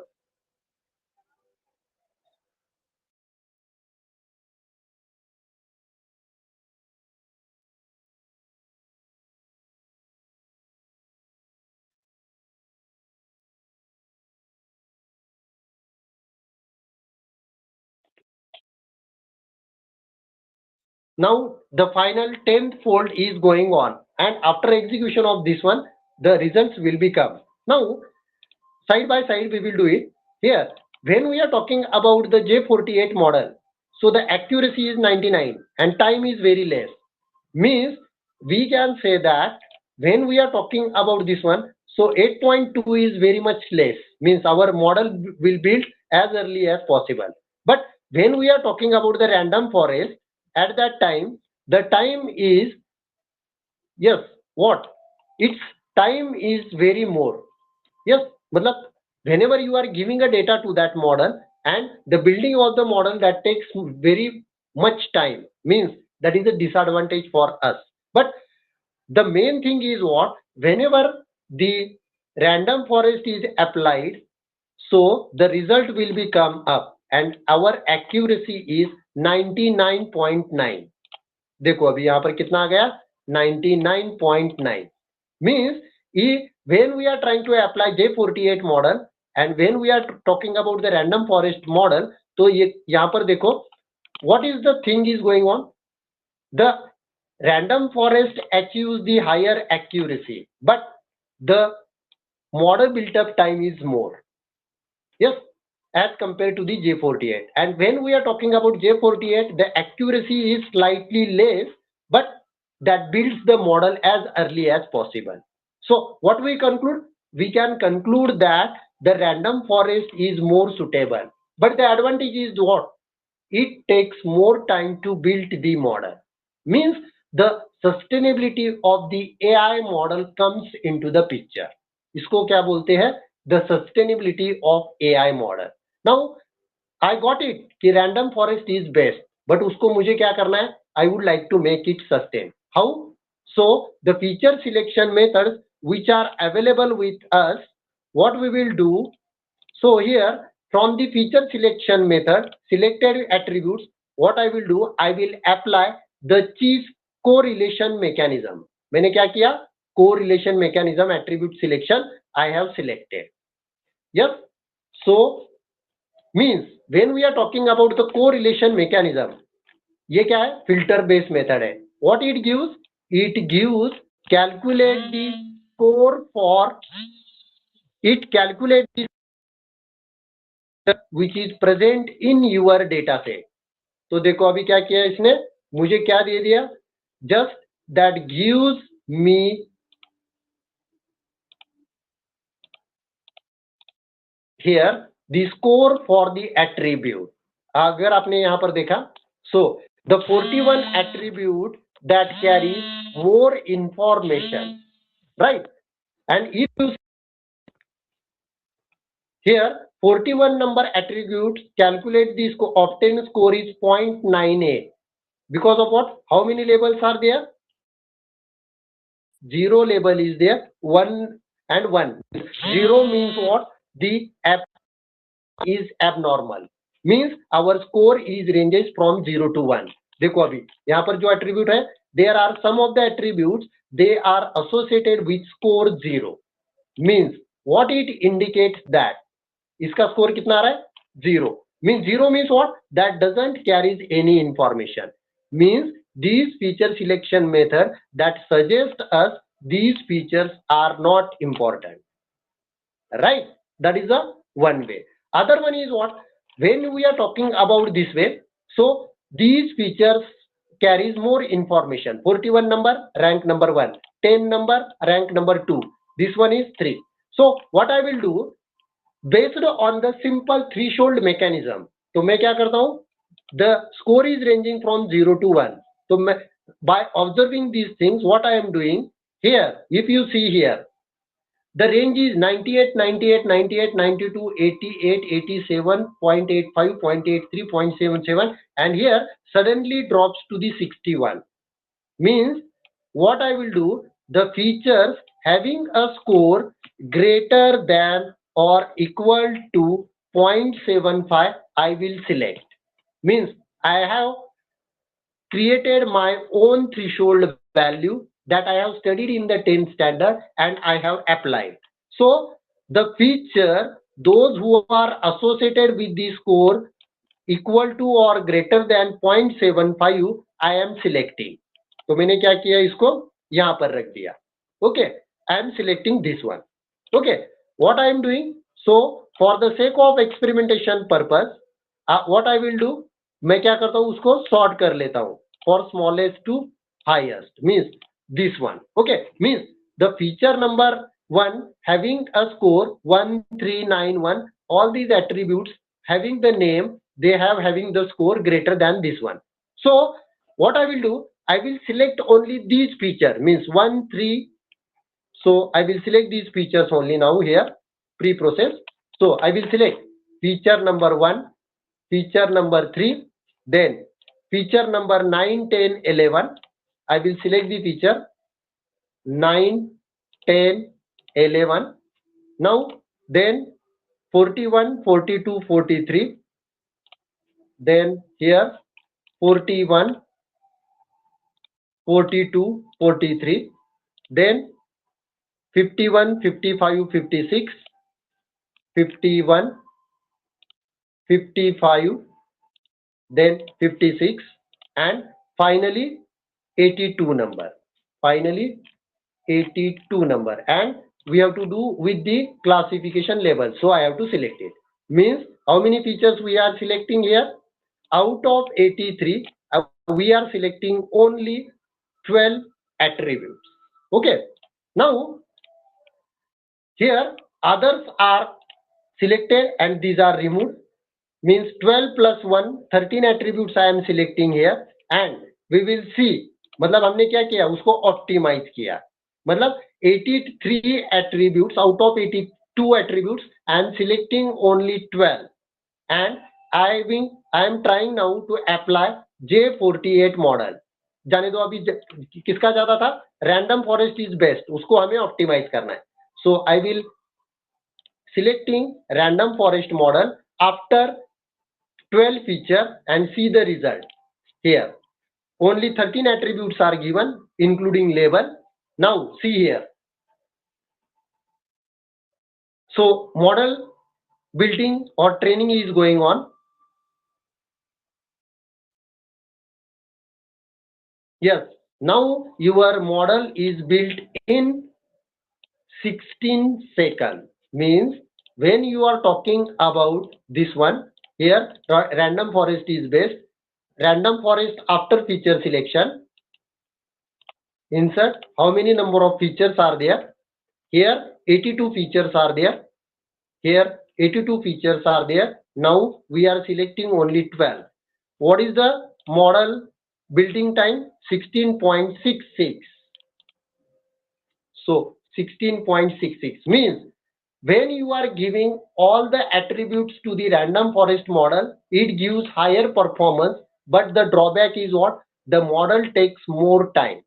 Right? Means what we have identified that the from 82 features, if we are selecting 12 features, means 7 attributes which are present in your data set, they are irrelevant. And if means that treat as a noise in your data set. And if we are removing the noise from the data, तो क्या होना चाहिए? The performance should be increased. तो देखो अभी यहाँ पर, so your machine learning model, the 5th fold is going on.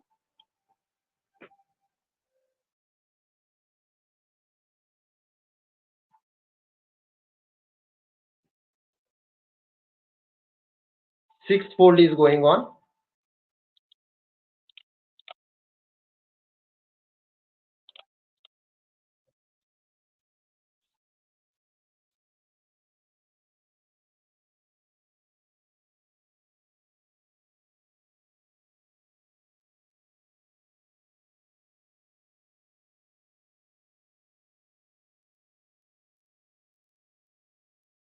7-fold is going on.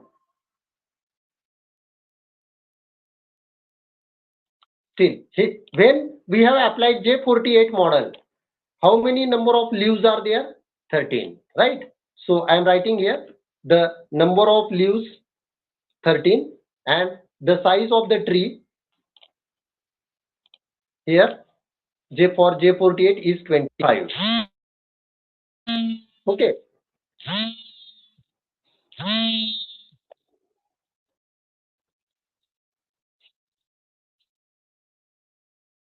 Right. So here, if you see the execution of random forest, now 10-fold is going on.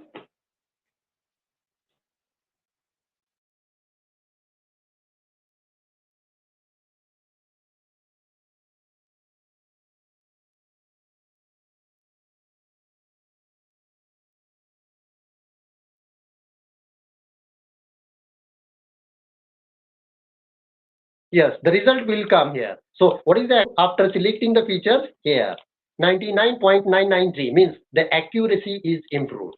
Means that suggests that the random forest model is the best, but it requires more time to build the model, means detection time is more. So what we have done with the optimization method means by using the feature selection, we have selected only 12 features. So what happens? The behavior of the model changes.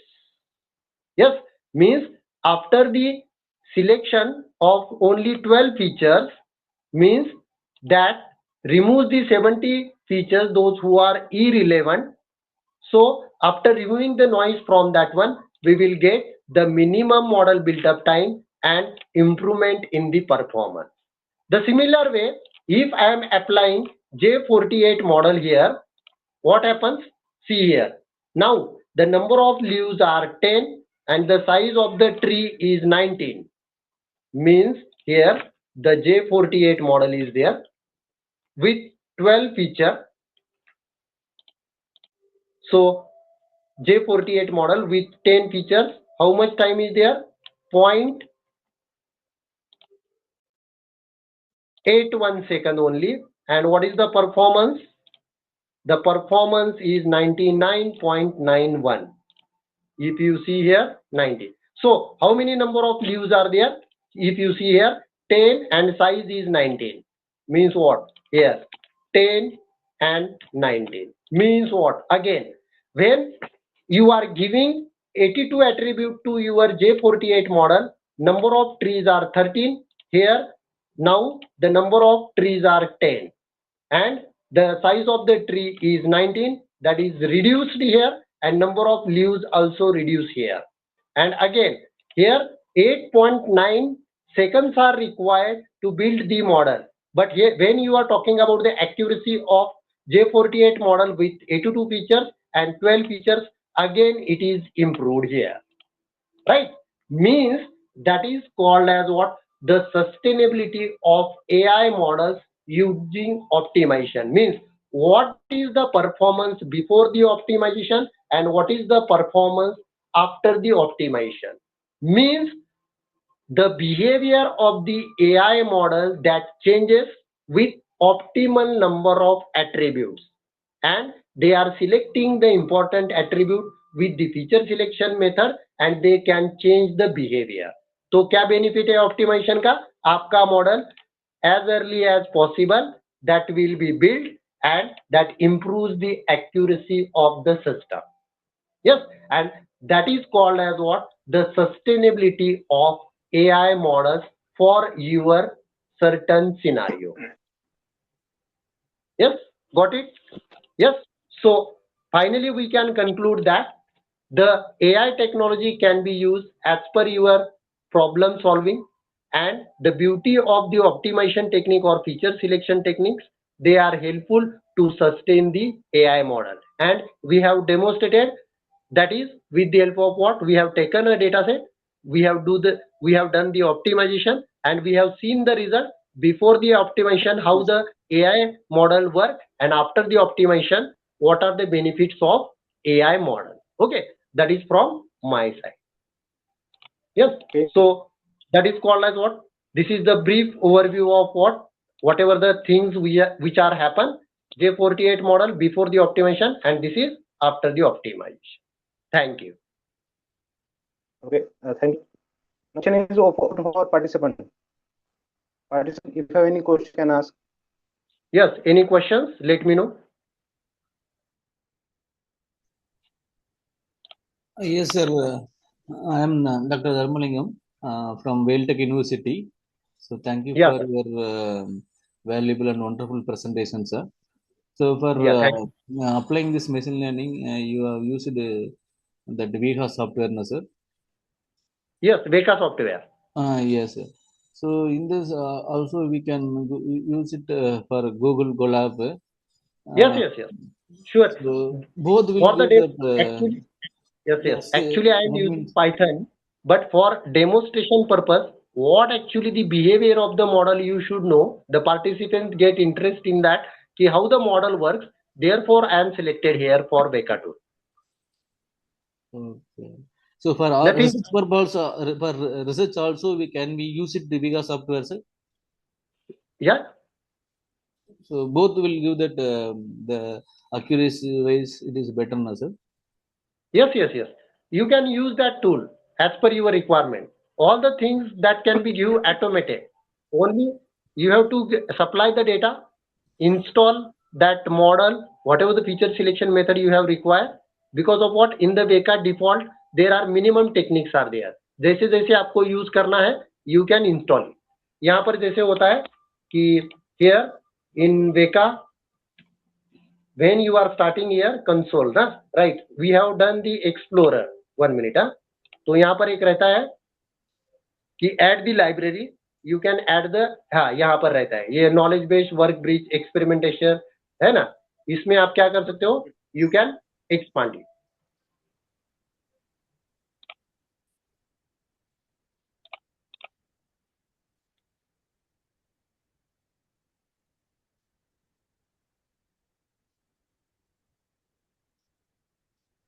Okay, any other question? Okay, sir. Thank you. Yes. Sir, we sincerely thank Dr. Deepak Sirsagar for delivering an excellent session. The session effectively covered both the basic and advanced concept of machine learning, including importance of AI, relation between AI, machine learning, and deep learning. So again, nicely AI application in smartphones, feature selection methods, models, classifiers, and model optimization techniques and their application. Hands-on approach and clear explanation made the session highly informative and engaging. We truly grateful for sharing your valuable knowledge and expertise. Thank you, sir. Once again, thank you. Thank you, sir. Okay, with your permission, we'll proceed to the next session. Yeah. Thank you, sir. So yes, I will yes. do the feature. Yeah. Thank you. Yes. Thank you. Okay. So, dear participant, once again, good evening to all. Dongane sir, I think good afternoon. Yeah, no, I'm actually back in India due to like a family emergency. Okay. But Okay. yeah, like good evening to you all as well. Right. Okay. It gives me great pleasure to introduce today's second session resource one, Mr. Rohan Dongre sir, who will leading the session on key ML algorithm, regression, classification, and clustering. Mr.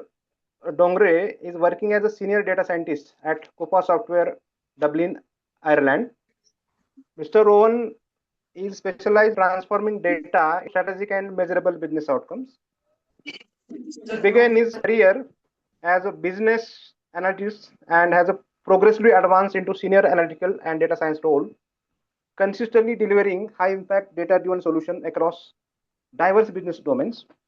He holds first class master degree in data analytics from National College of Ireland, where he was awarded the Dean's Honor for exceptional academic performance.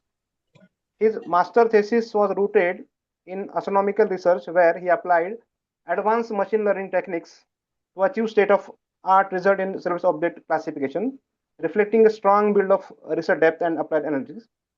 Professionally, Mr. Dongre has led the advanced end-to-end analytics and data projects, including A/B testings, customer behavior modeling, prediction, customer 360 solutions, operational analytics, and anomaly detection. His work has significantly supported data-driven decision-making in product development, customer experience enhancement. He is technically proficient in Python or SQL with expertise, hands-on experience in modern data platforms and tools such as Databricks, DBT, Looker, and W. What truly distinguishes him is ability to balance strong analytical depth and practical business having performed successfully in including their business analysts, analytical engineers, scientists, data engineers. In recognition of his professional excellence, Mr. Dong has been awarded the highest human performance rating reserved for top less than 1% of employee for 2 consecutive years across different roles. He has also been honored as the Employee of the Year for his organization-wide impact. He is deeply passionate about solving complex problems using data and continuously strive to create sustainable and measurable value through thoughtful analysis and acquisition. We are indeed privileged to have such accomplished professional with us today. So I now request Mr. Rohande sir to kindly take over the session and guide the audience. Yep, absolutely, absolutely. Thank you so much for the kind words. It's always great to hear good things about yourself. So, like, I'm honored to be here. And yeah, like, for me, this is going to be more of an informal session. That's how I like. When I was being taught by my professors, one of the best professors that I had in my college times were the ones that were more informal, more talkative. They had engaging sessions. So that's what I want to do here now. And also honor the professors that I have today, that I had in the past. So I'm truly honored to be here. I do have a short about me after the whole thing about me. Like I just want to start on an informal note. I've passed out from PICT Pune. That's where my entire journey began. I belong to a small village in Maharashtra. It's called Zari. It's near Gadinglas. That's where my roots hail from. I come from a farming background. My grandfather was a farmer. My father progressed into engineering, and now me into data science, AI, and ML. I actually have come to India due to the passing away of my grandfather. So it's been a bit tough. In the middle, if I have, a few kind of zone outs or something, please forgive me. It's been like a tough period for me. But apart from that, just a brief context about me. I'm a gold medalist in my master's degree. That's equivalent to a dean's honor for my research in astronomy. I've been a competitive swimmer since when I was young. Since when I was a toddler, I have been swimming. I have recently retired due to injuries. And like on an informal note, I love reading. I love reading fiction, non-fiction alike. And non-fiction, particularly like Ayn Rand. So if any of you do follow Ayn Rand, like she's one of the best out there. So apart from that, what I want to focus on is data science, AI, ML. Like data science, AI, and ML has guided my life in ways that I know and I don't know as well. And like I thought about it before this lecture. I was thinking about regression and classification and clustering, and I'm going to go into the depths of it afterwards. But when I was reflecting on my own life, there are so many occasions that data science was used to like influence many of my important choices. So just to give a brief example, when I was young, and all of this is going to make sense. I'm not going to talk about a lot about my youth. I'm still young, but as I progress through this, I'm going to connect the dots from where I started. So when I was young, I had a coach, a swimming coach here in Kolhapur. So what he would do is he'd always note down my times, right? So whenever I'd go into the pool, as soon as I get in, after my warm up, he'll measure every second, every lap, and he'd have a stick in his hand. So as soon as the stick would hit the water, my speeds would start increasing. He'd start noting it down. Right. So he'd note that down every single day. And then what he'd do is he'd take averages of those times at the end of the month, and he'd come to me. Now, he was not a data scientist by any means. He was just a swimming coach. That's all he did. But he was indirectly using data science, because what he was trying to do there is he was going through all of my bad times, my good times, days when I didn't have food, days when I had food, days when I was sick, days when I was not sick. And he'd take an average of all of that. And he'd say, Rohan, if you go to districts or clusters right now, I don't think you have a good chance. Or he'd say, okay, we've done enough training now. Rohan, if you do go in now for districts and clusters, I think you have a good shot at going into national camps. And he was right about that 99% of the times. So that was his accuracy. So he indirectly used data science that kind of guided my swimming career. And now from that time, there's multiple occasions up until my marriage. So I don't have the good looks to have a love marriage. So I got arranged married just a year back to a lovely person. And it happened through data science. It was an arranged marriage, but not a traditional arranged marriage. It happened through an application called Anuroop. I am sure some of you have heard about it, some of you that haven't. It's an application that takes all of your data, right? It takes questions about you. It asks even stupid questions, right? Like, do you like fan in the night or do you like AC? And when I was filling it out, I was like, oh my God, what are these questions? What do they even mean? I'm my family is trying to find a right partner for me, and these questions don't make sense at all. But they do make sense. That's what data science and data analytics and business analytics does. It finds these random data points that you think, what do they even mean in the longer run? And then you start correlating them. And then you start finding causation effect in them. So what happened with that app is, what they do is they have a data set of all of the people that got married and that didn't get married. And they have a vast library of this over time. And as soon as I start entering my details, they give me a good match or a bad match, right? And this directly goes to my parents, not just on me, but also my parents, her parents, and all of this, right? And that's how I found the right match. We didn't we spoke for like a couple of months, and then we got married, and it's been going well, touch wood. But I found the love of my life, my partner in crime, and I'm so happy. And data science and AI and ML guided that. So I'm so grateful. And now I do work in this field. I research in this field. I'm a data scientist, and I do like my work now mostly consists in research and development, where I am looking at newer algorithms, newer AI features, newer models that come in every day, and try to see how can we generate money from it for my company.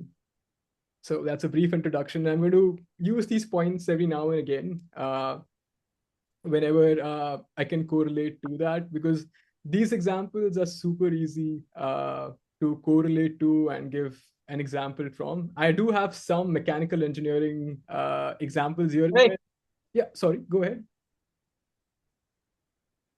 I'm sorry, Milan. Perfect, no worries.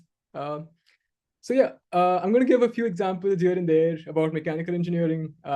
Please forgive me if I do not get the mechanical engineering right, but I hope to get the data science part right as much as possible. So my first slide, if you have any doubts or questions in between, just feel free to, raise your hands or just unmute your mic and just ask me a question, and I'll be more than happy to answer you guys. Perfect. So what I'm going to start with is in the mechanical industry, traditionally we've been using like physics-based formulas. And why are we now talking about being data-driven all of a sudden, right? Like, why can we not use the same formulas that we've been using over and over and over again right now? Like, what's stopping us? So there's one very key aspect, right? So one thing that ML does differently than traditional formulas is it looks back into your data. It finds trends, patterns, it finds correlation, and it finds causation. Now, these are two completely different things. a correlation and causation. A correlation is when you see that, oh, um, if my, let's say, if my tooth is hurting, it probably means I haven't brushed in a while. That's a correlation, right? And causation is like, since I'm not brushing my teeth, it's causing cavity inside my teeth. That cavity is hurting. There's a direct line between my actions and the impact of those actions. There's a few funny instances that kind in the data science and machine learning world that every professor talks about, and it's about I think it's in some country in the US or some state in the US where they have this correlation between, in the summers, whenever people eat a lot of ice cream, there were a lot of crimes happening. So what scientists thought is, oh, there's a straight correlation between eating ice cream and crimes happening.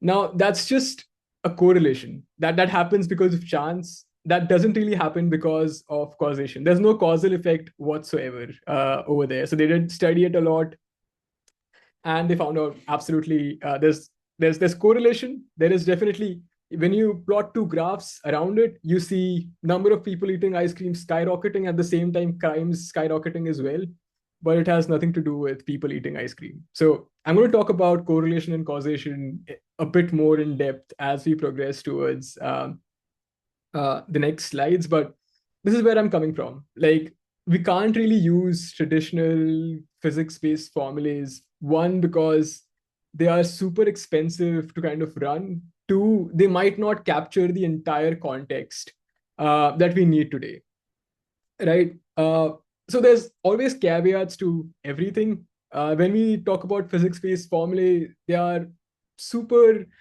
interpretable, right? There's no black box in them. So whenever we talk about like neural networks, deep neural networks, what you'd mostly hear data scientists say over and over again is that these formulae are, what happens in the background is pretty much a black box. What we can do is we can test out and we can see if it kind of fits our model properly. And I'm going to go into overfitting, underfitting. I'm sure like you guys have heard about it, but I'll still go into it in the later slides. But we have these black box models. There's no like one clear formula. These formulas keep changing over time. And by changing, I mean we make tweaks to them as we kind of change our hyperparameters, what we call in the ML world. I'm sorry, like if any of you have questions, please just unmute and ask me as I go through this. Otherwise, this will just be a monologue with me speaking for an hour and a half. There's one extra thing that I'd like to mention. At the end of this, I will have a demo. If you stay with me, if you stick with me, and if you stick with my blabbering for 1 hour and a half, you guys will get to know that you'll have the bragging rights to say that in one of these sessions today, we learned how NASA, and I mean NASA, like from the US, the real one, how do they use AI and ML today in remaining useful life calculations for their turbine engines that they use in their rockets, right? And I have like a whole demo ready for that as well. So stay tuned with me. If you have any questions, we'll go through those questions. And yep, perfect. If I go too fast, let me know that, Rohan, you're too fast. We need to spend some more time here, or I didn't understand this thing, I didn't understand that thing, and we'll kind of go over it again. I'll do my best to answer your questions. There's one thing that I missed here, right? Like, things need not always be black and white, right? So when I said traditional physics and AI/ML, up until now, there were like two different blocks. Traditional physics used like formulas that were like invented like now and in the past as well, and you keep using those formulae over and over again. And then you also have this AI/ML thing where you don't have like, you have statistics governing the outcomes. So you have statistical models that learn from the past based on historical data and predict, but we keep changing the hyperparameters as our data keeps changing. There's one other key difference that I forgot mentioning is whenever we use these traditional fixed formulae, there's only a certain amount of variables that you can pass into it. But when you use ML, there's no, as the presenter before me was just showing you, like he was using 82 variables at some stage, and then he was using 16 variables at some stage. That's what we call in the ML world, the curse of dimensionality, and I'll get into that again at a later stage. But you can use any number of variables. You can tweak and tune them. Not having more number of variables always doesn't mean you'll have like a really better ML model. Like we can tweak tune these over time. It's more flexible in those aspects, but it's not interpretable. But as I mentioned, nothing needs to be black and white. There's always a bit of gray. What I have linked here is a GitHub repo. For those of you that have knowledge about Python and Python libraries, like you guys can go through this particular repo. This is a GitHub repo that goes through some code that shows you how can you actually use AIML with physics-based formulas. So that's called PINs, or physics-informed neural networks. That's the future of use cases of neural networks and AI using physics in machine learning. It's new to me as well. I'm not going to pretend I know all about it.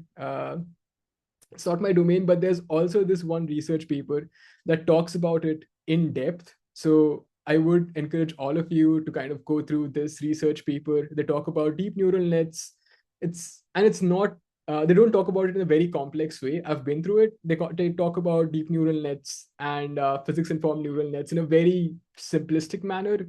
So whatever links I've added here today, I've been through them personally. And I know that these are like more towards on the basic side of AIML, and they don't have a lot of complex things in them. Or they at least start with the basics, and as they go towards the complex thing, they keep adding more and more context. All of the research papers that I mentioned today are grade A research papers, meaning that they have been cited multiple times across multiple reputable organizations. So yeah, like they do have a lot of backing to them. Perfect. So now I'd like to go into, this session is about like regression, clustering, and classification. So different kind of AIML techniques that we have today, that we use in the industry today. The very first thing that comes to my mind, so whenever we go into the industry, right, there's people struggle with the most basic thing. And the most basic thing is, what kind of model do I use? And what I've heard over and over again is people just going and saying, oh, a lot of people have used XGBoost. Everyone talks about XGBoost. Everyone talks about random forest. Everyone talks about these forest-based algorithms. Let's use that. Let's just go ahead and use that. Why do we use it? Is it appropriate to use? Do we use regression? Do we use classification? Do we use clustering? What are the bases for it? This is sometimes overlooked because you get so attuned with just applying an ML model to our data and getting an output that we do it without actually that thought process of what to use, when to use, and what are the assumptions of these models. So I want to take some time and talk about that, and I'll talk about the workflows as well. So like, just to give a brief kind of overview, like we sometimes have, like, so what we have on a very high level is supervised data and unsupervised data. So when we go into clustering, we'll talk a lot about unsupervised data. Okay, I just have a question coming in. Can we use ML for mechanistic models in CFD, as it mainly is based on data which forms empirical models? Yes, absolutely. You can use ML models and AI models for absolutely anything that has data coming in from past. And if you have more of these models, so there's a key difference, right? These models, I'll talk about the concept of digital twins. These models are not just graphical models. These models are models based on data. They form like a virtual twin of your actual ground-based kind of mechanical outputs, or your mechanical parts. And they don't just tell you how a model looks, they tell you how a model is feeling. It's like doing a blood test, but for your mechanical models. That's what ML and AI is doing for you. So yeah, I hope that answers your question. And I'll go into the depth of that again towards the end. Perfect. So we'll go through. Yeah, perfect. So we'll go through the concept of supervised and unsupervised learning, and I'll not dive too deep into this right now. We'll dive deep into this when it's the right time. But on a high level, when you have labeled outputs, right? So when you have a machine or history of a machine, let's say for the last 100 years, and in that history of machine, you have all of this, you have this beautiful data set that says this machine at this point in time, when you used it, the same machine, let's say we have data for a machine over the past year operating every single day. And what we want to know is, when is this machine going to fail? That's what we want to predict, right? When you have, in an ideal world, what you'd have is labels that say, during X and Y parameters, and I'll go over these parameters like, let's say temperature or vibrations or shocks or whatever, did the machine fail or not fail? That's our output variable. Our output is understanding if a machine is going to fail or not fail based on whatever parameters we're giving it today. In the real world, that rarely happens. There's a cost associated to having supervised data. We don't always get supervised data, and whenever we get supervised data, and by supervised data, I mean data that is labeled correctly, that like X state belongs to X or Y output, right? Like that's when we have really good supervised data, but that's not always the case. In the real world, what we have more of is unsupervised data where we don't really know what we're looking into. And now let me give a good example of that. So when you have a few machines that fail and don't fail, you have no outputs labeled as such, right? So what happens now is you just have data points on a chart labeled all over.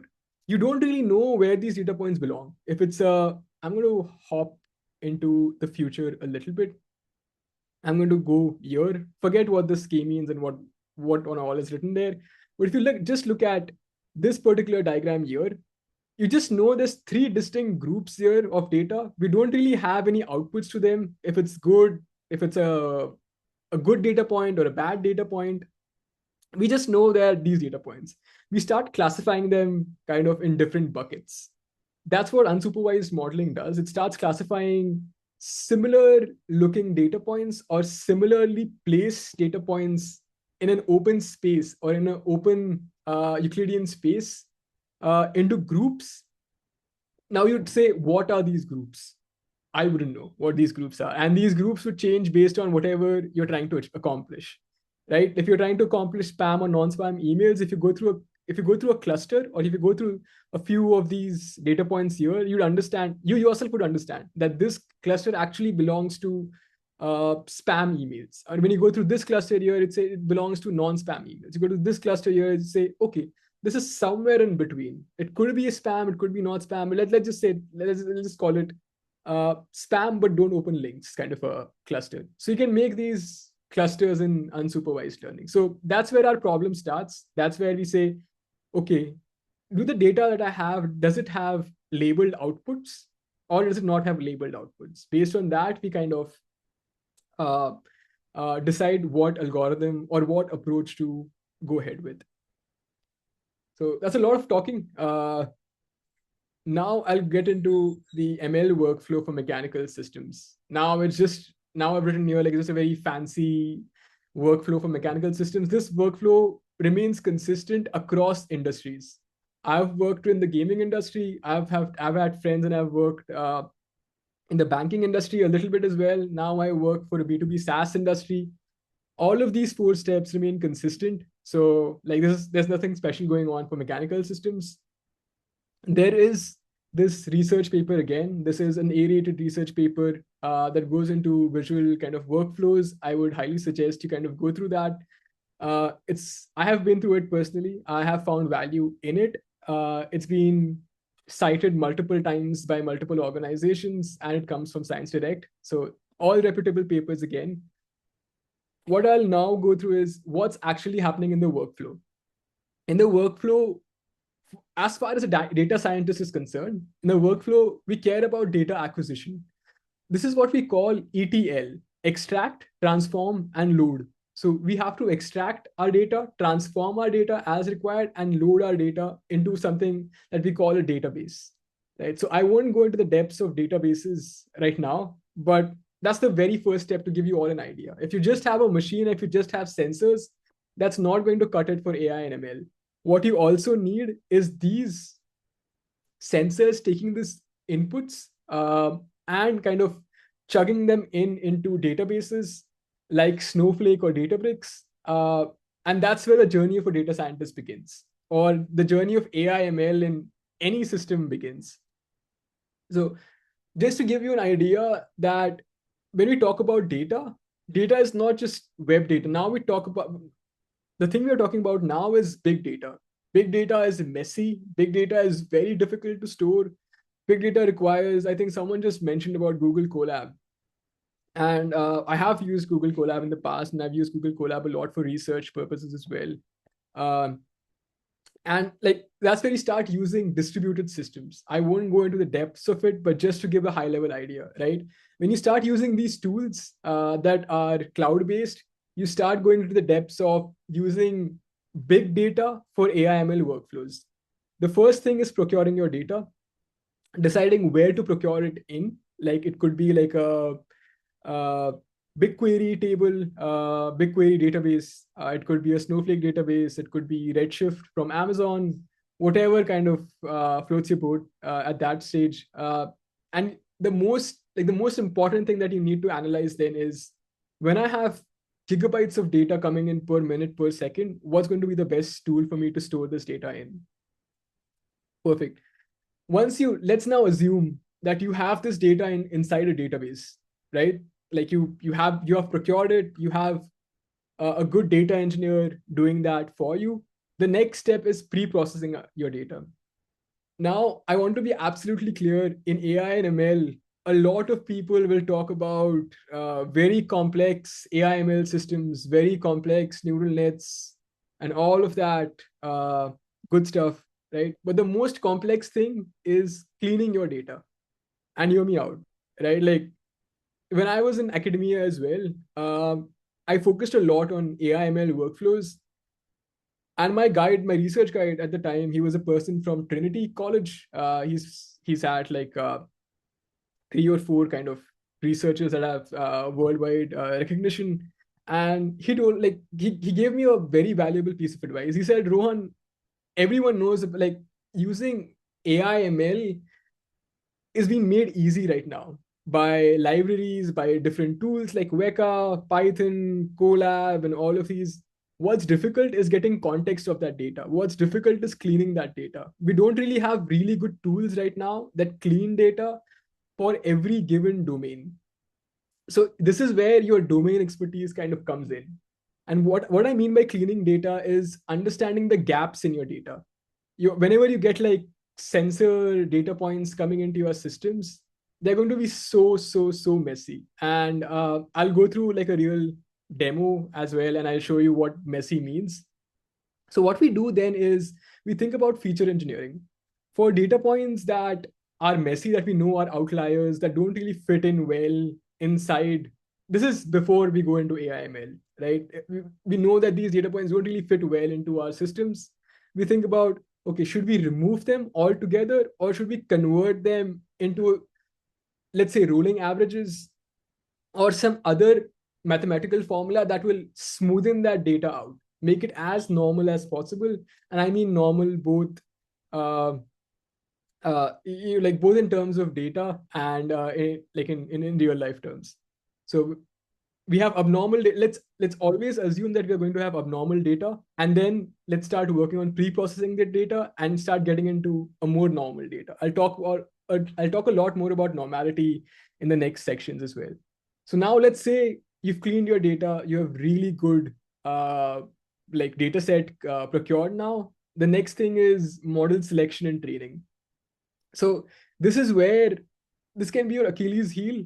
This can be a make or break point again. Most people would choose models because they have kind of read about them, or they just know that, oh, everyone's using XGBoost now, let's just start using XGBoost. Everyone's using, this is the new hot AI/ML model that's come in today, let's just start using it, right?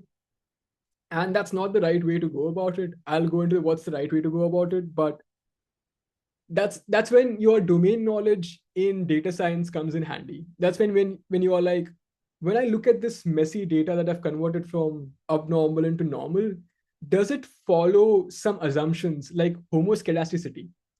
or normality of data. And we have tests for those. Based on those tests, then you decide what model is going to be the perfect fit. You don't decide what model to use just because it gives you higher accuracy or it gives you better numerical scores. You decide both theoretically and practically. Perfect. Now let's assume you've done your model selection and training.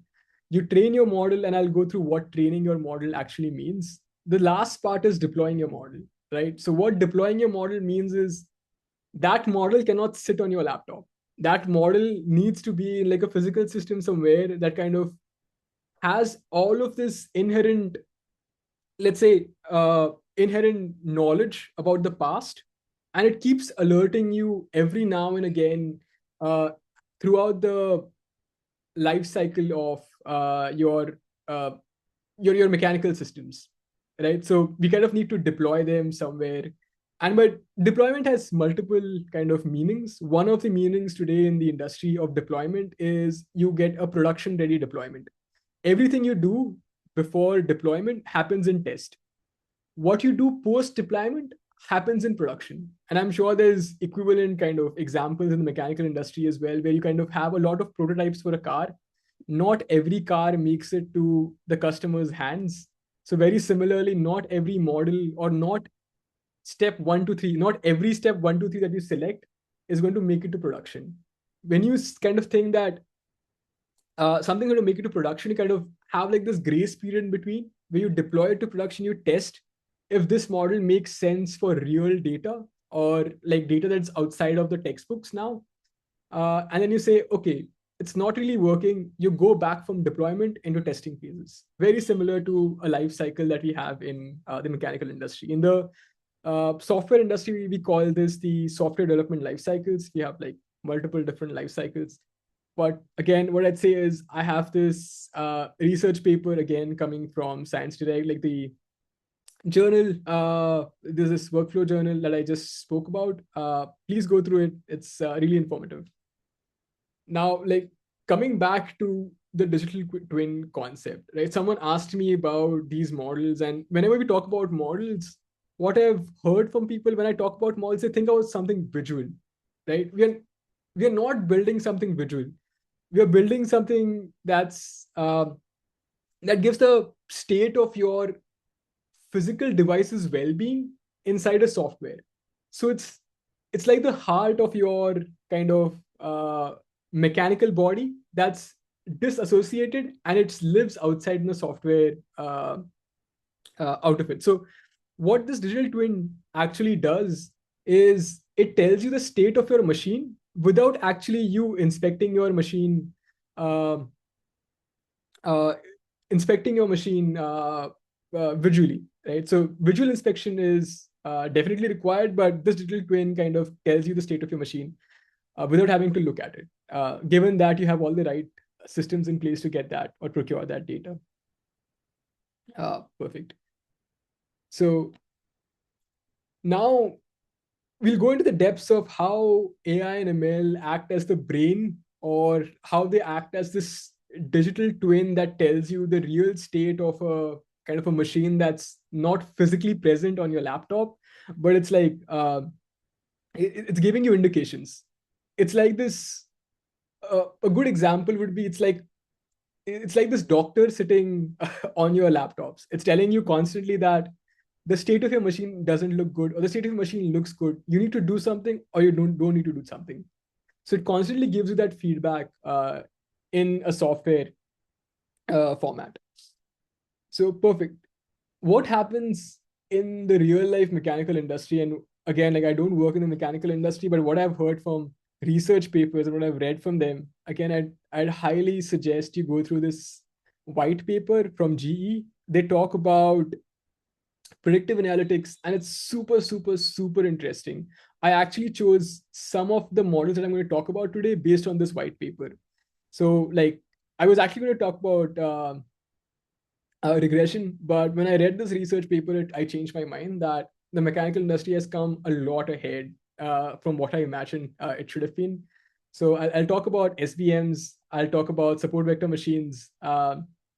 These two things right out of this white paper. So I highly suggest you kind of read this. It tells you about how you use AIML for improving lifespan of your physical assets.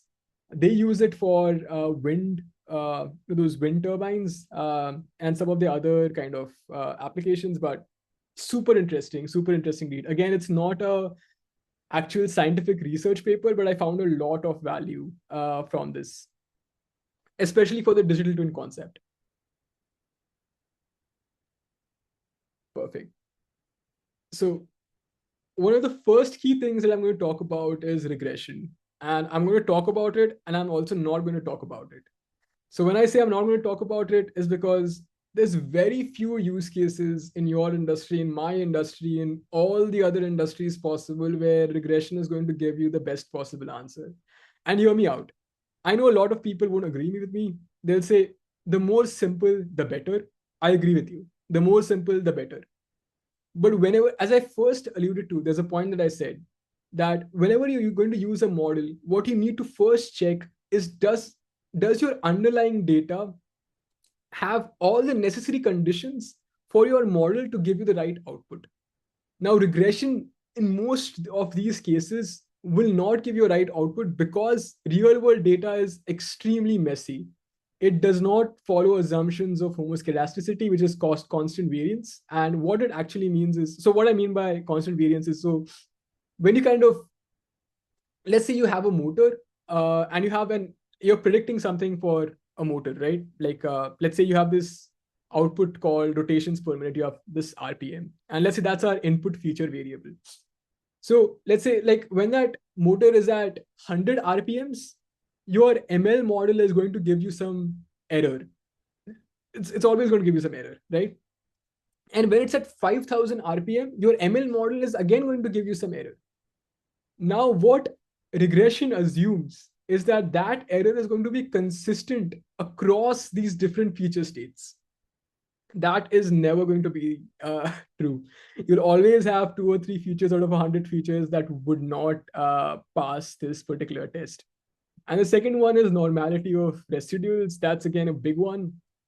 What it means is all of these errors, whenever we use regression in the real world data sets, and I've used regression a lot. Like I always just start with regression. Whenever I checked the errors on a scattered plot, right? So these errors on a scattered plot, they'd always have some kind of a pattern. They'd either be up in a U shape, as they've mentioned here, like there's, as they mentioned here. So we never want this to happen. We absolutely never want our errors to be or follow a pattern. If they follow a pattern, it violates the assumption of regression. So that's where even if you get an output, or even if you get an output with good accuracy, you are setting yourself up for a failure in the real world deployment. So again, going back to my first point, whenever you're choosing a model, you have to see that what are the base assumptions of a model. You have to check using statistics, do the base assumptions in the data set align well with the model that I'm going to choose today? So perfect. Having said that, I'm going to go into tests. I won't go too in depth of these tests. Regression, as you all know, is simple. Like you have a constant, like kind of formula, y is equal to fx. You try to solve for that, y is equal to fx using regression. You can do it in Excel. You can do it like it. It's simple. It's very intuitive. We all read about it, learn about it in M1, N2, or M3. So in some stage over there, I do remember using it. It's been widely taught and spoken about, but the issue is it's not robust when it comes to real world data. It's robust for solving something on paper, but it's not robust for your real life practical applications. So how do you actually test your data? We have a lot of tests, right? Like when I told you about constant or there have been minimum variance between your input feature test. It's called homogeneity tests. So you can use Levene's test to actually see if your data follows those tests. There's normality test to see if your data is arranged in a bell curve, right? That's the most beautiful data you can ever get. You'll never get that data. Just assume, forgive me, I need some water, but just assume you'll never get a nicely normally distributed data. So first, what we'll do is we'll check if our data is normally distributed. What we'll do for that is a normality test. It's called Shapiro-Wilk test, and then there's Levene's test for homogeneity. If your data follows these tests, I won't go too in depth of statistics here. I'll stay on track with AIML. And again, to reiterate, AIML is not very different from statistics, but this is like core statistics. All of these tests kind of, you build a hypothesis that my data, and there's an assumption for your hypothesis. And I'm telling you, these things are used in the industry as well. These are not just things that you use for research. These things are super important when you do work in an industry and you work with real world data.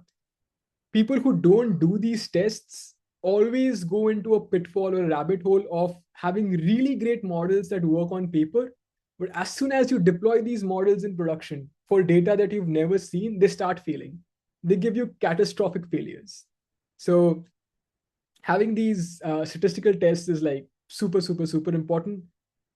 And then once you do these tests and you kind of, what you see is your data doesn't follow normal distribution. The errors are not constant.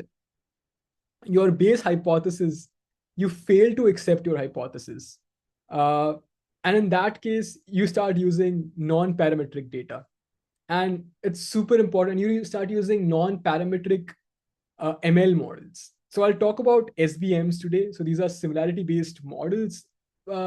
These are super easy to understand. They are not too difficult to understand from regression-based models, but they thrive on dirty data. As I've written here, they are so robust to like variances and errors in your data that you'll never have to worry about, is my real world data going to be perfect or not perfect?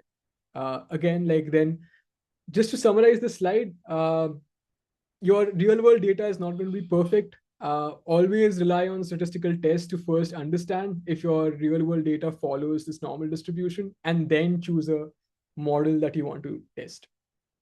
Regression 99 out of 100 times is not going to be the answer for your questions. You'll have to use something that's non-parametric.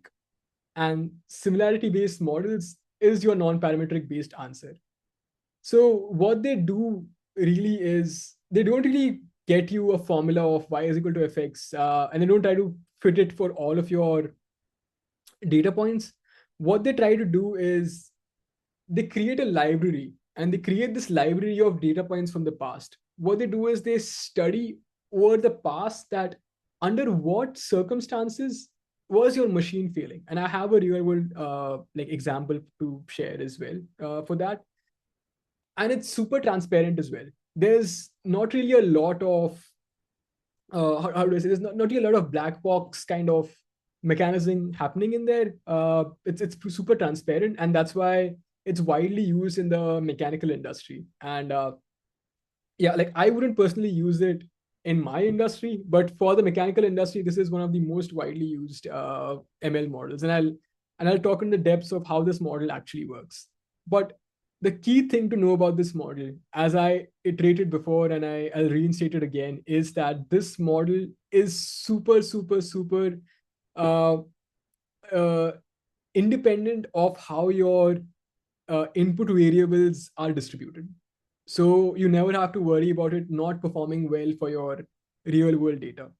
Again, I have a few IEEE links for use cases of SPMs. I've gone through these papers again. These are highly cited, and they're cited in good kind of patents and good papers. So I'll like suggest you kind of go through these.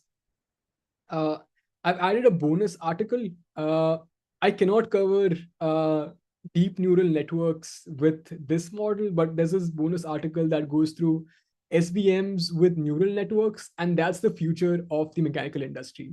So right now, GE is using plain simple SVMs, but in the future, all the mechanical industries are going to move towards SVMs with neural networks because they are way more, I'd not say efficient, but they're way more practical and they give better outputs. So I'd suggest you go through this article. It's super simple to understand when they go through it in the first half.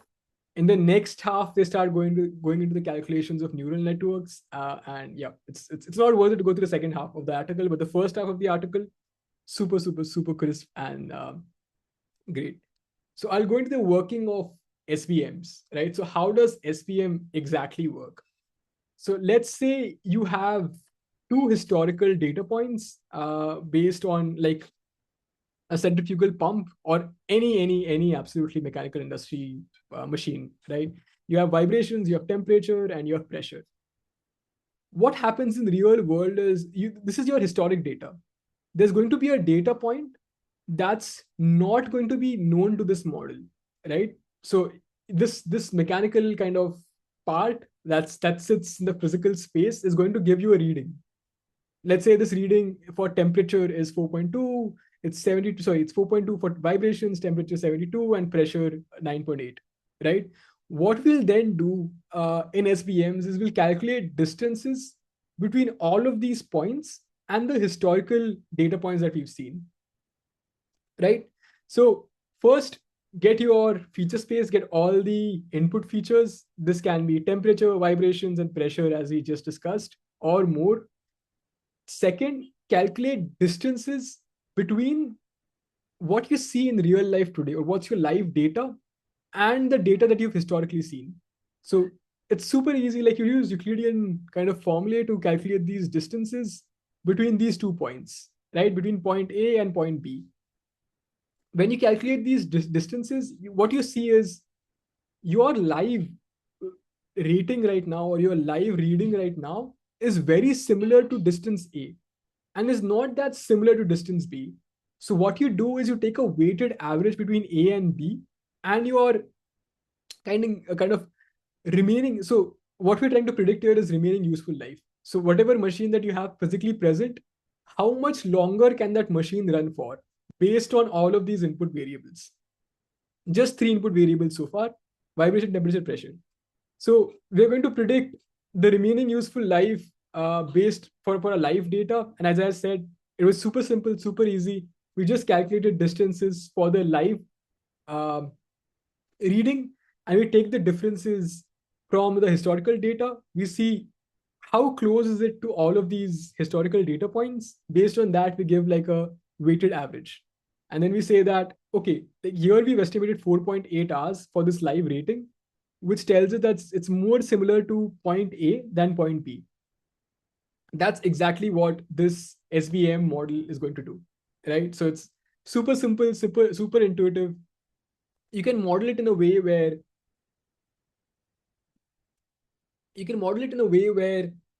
it also tells you why it's giving you that output. So it will tell you that your machine's failing because this historical asset, like machine XYZ in like year XYZ, had very similar ratings and readings.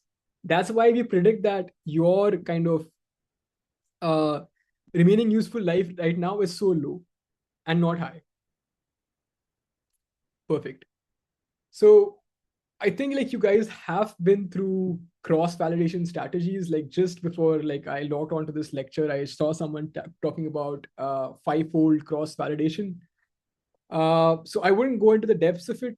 But what I'll say is whenever you're training and testing your data, traditionally what we do in machine learning is we take our entire data set, we take a certain percentage of it, let's say 80% for training, where the model keeps learning from it, and we keep aside 20% that the model never learns, right?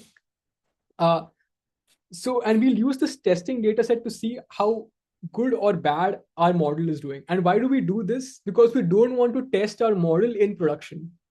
Before we go to production, we want to test our models. And again, why can we not train on the same data and test on it, right? Like, why can I not use the entire data to train and then just use 5 or 6 random variables or random points from them and test on them?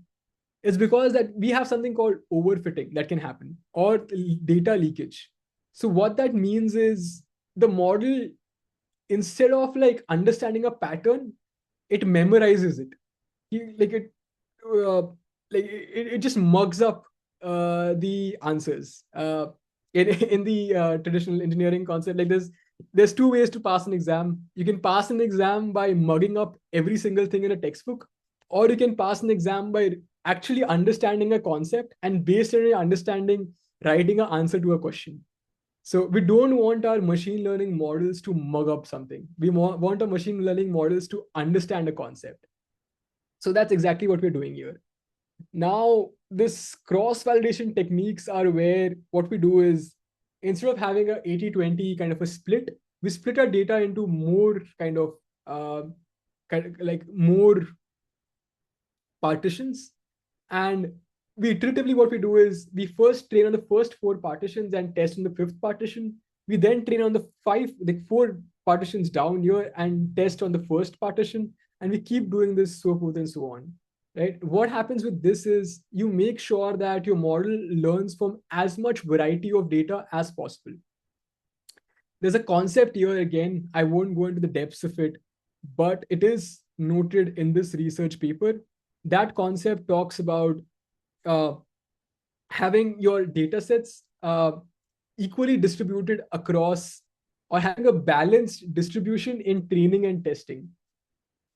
So again, like I thoroughly like suggest you guys go through this article right here. I've been through this article. They have this great image right here. I wanted to use this image, but I unfortunately didn't use this image. This is exactly what I'm talking about. So it trains on a first few folds and tests on the last fold. It does this, so forth and so on. This article talks about it in a really, really great manner. So I suggest you kind of go through it. But on a high level, that's what it's trying to do. Instead of training and testing on the same data, it's creating partitions in data and training and testing on it. Okay, so I'm going to be conscious of time. And like we only have a half an hour left, right? So I'm going to breeze past a few things here. It's super important that you evaluate your models, especially continuous models. So continuous models are one that have continuous data in them. What does continuous data like? So how do we evaluate if a model is good or bad, right? So we have 2 main metrics. One is called R squared, which is the goodness of fit metric. And the other is RMSE, which is the magnitude of mistake metric. So what your R squared tells you is like, do your predicted outputs follow a trend, or does your model follow a trend similar to what happens in real life, right? So how close is it to following that trend? And what RMSE tells you is, when you predict a certain kind of output, how far off are you from that prediction? So to give you a real life example, when you open Google Maps, right? You open Google Maps and you say, I want to go from, let's say, Katras Dairy to Zeal College, or Bharati Vidyapit or PICT to Zeal College. And it says 10 minutes. What you figure out over time is that it says 10 minutes, but there's a difference of plus or minus 5 minutes when you reach there. That plus or minus 5 minutes is your RMSE. And how good is it over time in understanding what features are fed to that Google Maps, right? So when there's traffic, how good does it predict the timings? When there's rain, how good does it predict the timings? When there's an accident happening on the road, how good is it predicting the timings? So that's directionally, is it going well compared to these kind of input features? That's what R squared tells you.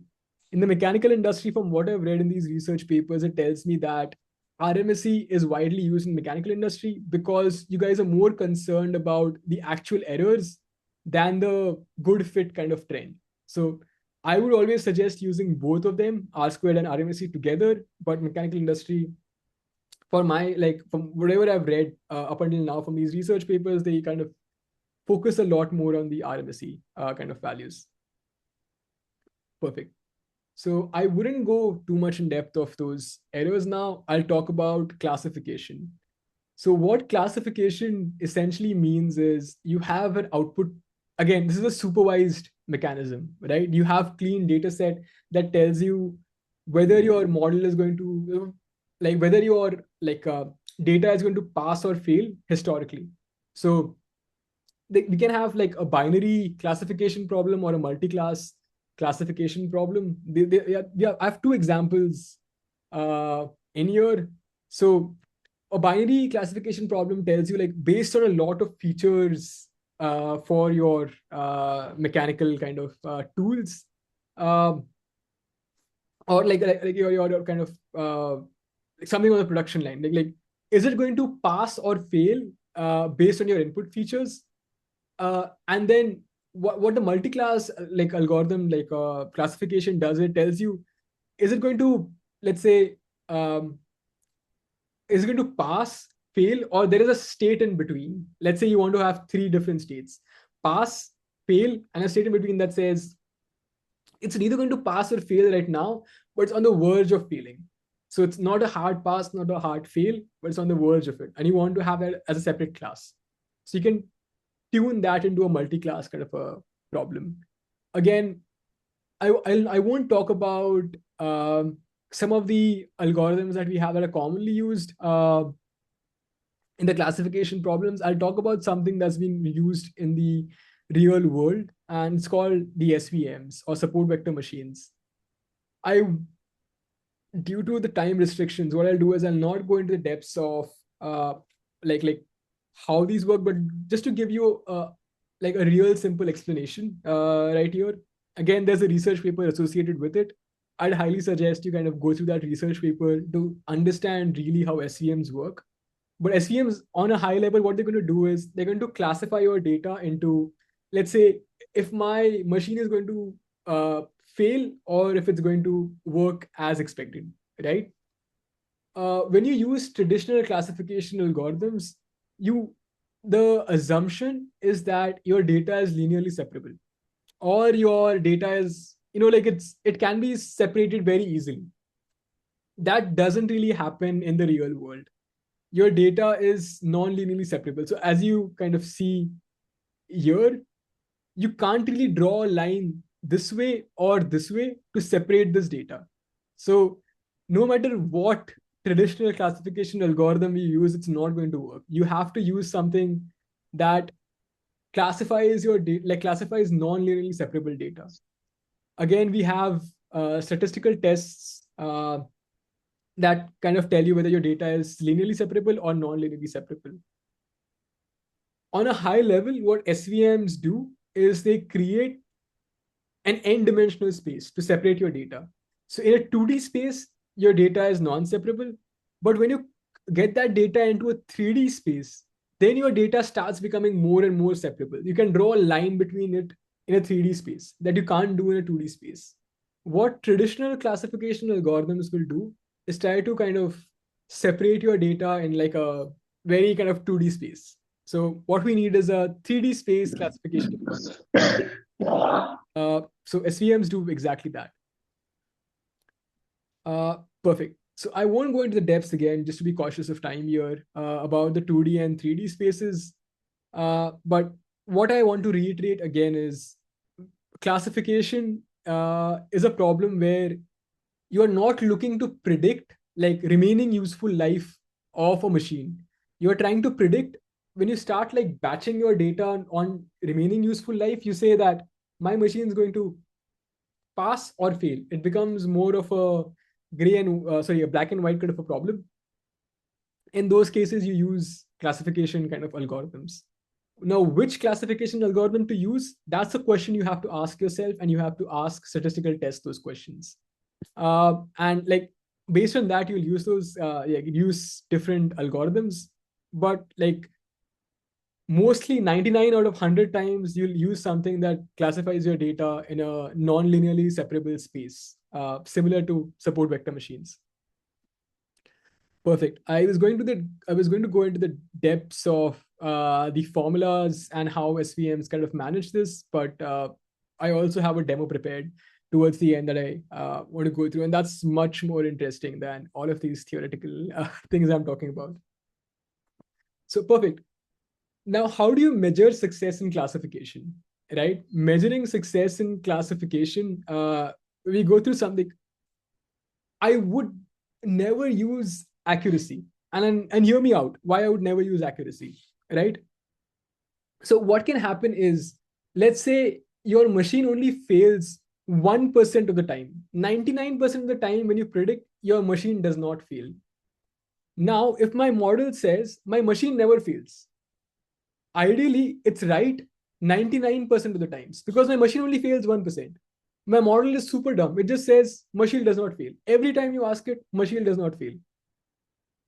So what happens then is you get a false sense that, oh my God, my model is like accurate 99% of the times. But that doesn't mean anything to you, because what matters is the 1% times when it actually failed and you got the value, right? So I would not go towards using accuracy as a metric. Instead, what we go with is using recall, precision, and F1 scores, these kind of metrics. And I'll go into the depths of it again in the next slide. So what we go through is true positives, false negatives, right? So what is a true positive? A machine is failing and your AIML caught it, your model caught it. That's a true positive, where it was going to fail and you said it was going to fail. False positive is Kolha ala story, right? Like your model just says, oh, the machine's fine, don't worry about it. So, oh, your machine's failing, your machine's failing, your machine's failing. It keeps saying your machine's failing over and over again, even when your machine's not really failing. What happens in that case is you start losing confidence in your AIML models, right? Even if your accuracy is a 99%, if you have a lot of false positives, they don't mean a lot. Your ML model means absolutely nothing. Then we have false negative. Your machine keeps telling you, or your AI ML model keeps telling you, your machine's never going to fail. It's never going to fail. But what happens is your machine fails the right next moment. And it's because of false negatives. Because what you've done is you've trained your models not based on the data distributions. Because let's see your data distributions, you have 99% cases where your machine does not fail and you're only 1% of the cases where it fails. Your ML model is going to say, if I just say every time your machine doesn't fail, I'll be accurate 99% of the times. So you fall for that trap. So I'll go through pillars of performance. So I'll talk briefly about recall, precision, and F1 scores. So what recall really means is it's a safety metric. In structural health, in mechanical industry, now I'm going to be all, oh, structural health. I know not a lot about structural health. But what I do know is whenever we're using ML models to predict how, if this building is going to fall, or if this bridge is going to fall, or when is it going to fall, these kind of metrics, I want it to be 100% recall accurate, or 100. I want it to have 100% recall.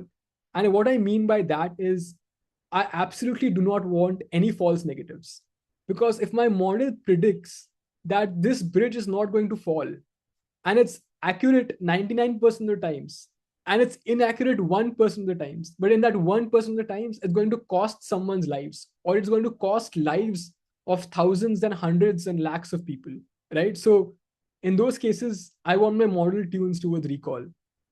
Then we have something called precision. Now, this is the Kolha Allah story.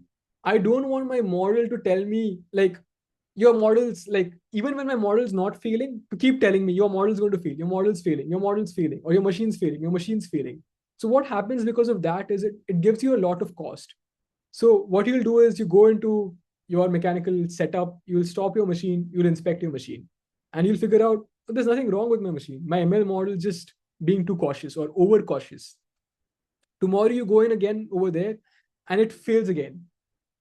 Once it fails again, you kind of go in and you kind of stop your engine, or you stop your kind of mechanical industry kind of thing, and you go inspect it again. This keeps adding to a cost, right? So you want to reduce that. You want to reduce those kind of errors, and you want to increase your precision. So that's what precision talks about. And finally, what we have is a balanced score. So an F1 score, what it does, it gets a harmonic mean between recall and precision. So let's just consider it's like a weighted average between recall and precision. That's the best of both worlds. That's something that you'd probably go with in most cases. But in some cases, as I said, like in structural engineering, recall is the only metric that you'd kind of use. So perfect. I won't go into the depths again as we are on top of our time and we have a short demo prepared for real world example as well. So I'll just go through clustering. As I mentioned, clustering is a non-supervised problem, right? in the mechanical industry, from what I've read, and again, there's this research paper that talks about like clustering in or using this k-means approach or clustering in the mechanical industry. And what happens in most cases is that data is not labeled. Or to have labeled data, you actually need someone who's going through an Excel spreadsheet and writing over there pass, fail, on this reading, pass, on this reading, fail, on this reading, pass, on this reading, fail. It's super tedious. It's not really practical, and is also very expensive. So what we do then is we use clustering algorithms. So what these clustering algorithms do is, based on your data set, they create groups of your data, right?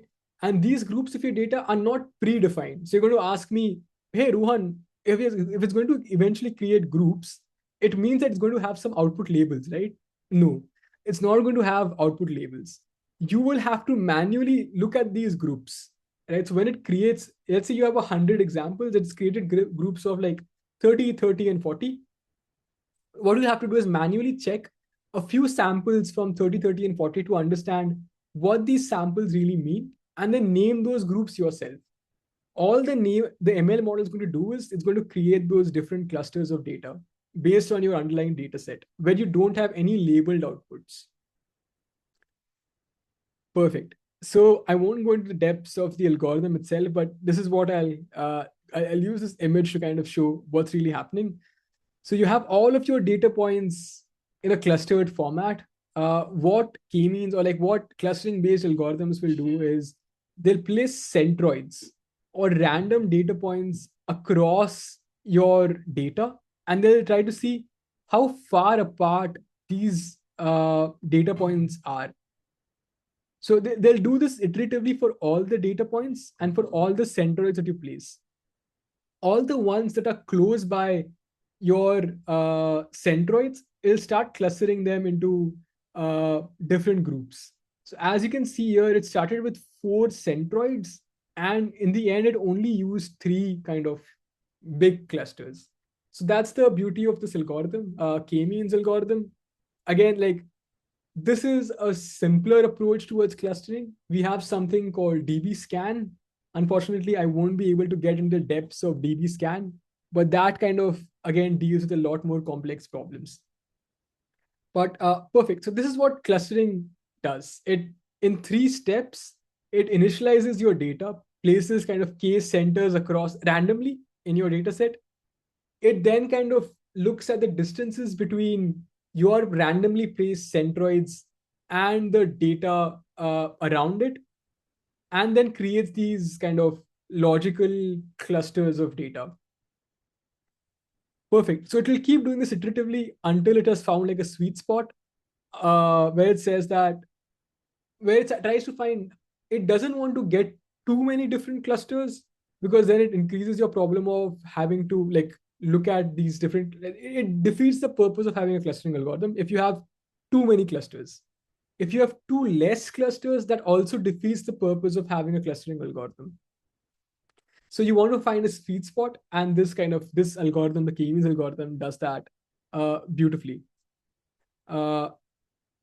Perfect. So I will go, I'll just go through the evaluation of these. So what we have, like in clustering, right, we don't really have an evaluation method because we don't really know what's correct and what's not correct. So what we use here is within cluster sum of squares, all it does is tries to figure out what's the distance between your centroid and all the nearing data sets near that centroid. And it tries to figure out, like, are these distances too far apart or are they too close together? Based on that, it'll give you an error, and that error will determine how good or bad your algorithm is at making these clusters. Again, like, you'll have to use your mechanical industry intuition on figuring out how many clusters are you looking for. Then you'll also have to use once you create, let's say, if you don't know how many clusters to create, you'll have to create, let's say, start with 10 clusters, then look at the data like manually, and then see, okay, this doesn't really tell me a lot. Then create 4 or 3 clusters and then look at your data points again and say, okay, now this is telling me something, right? So that's how clustering works.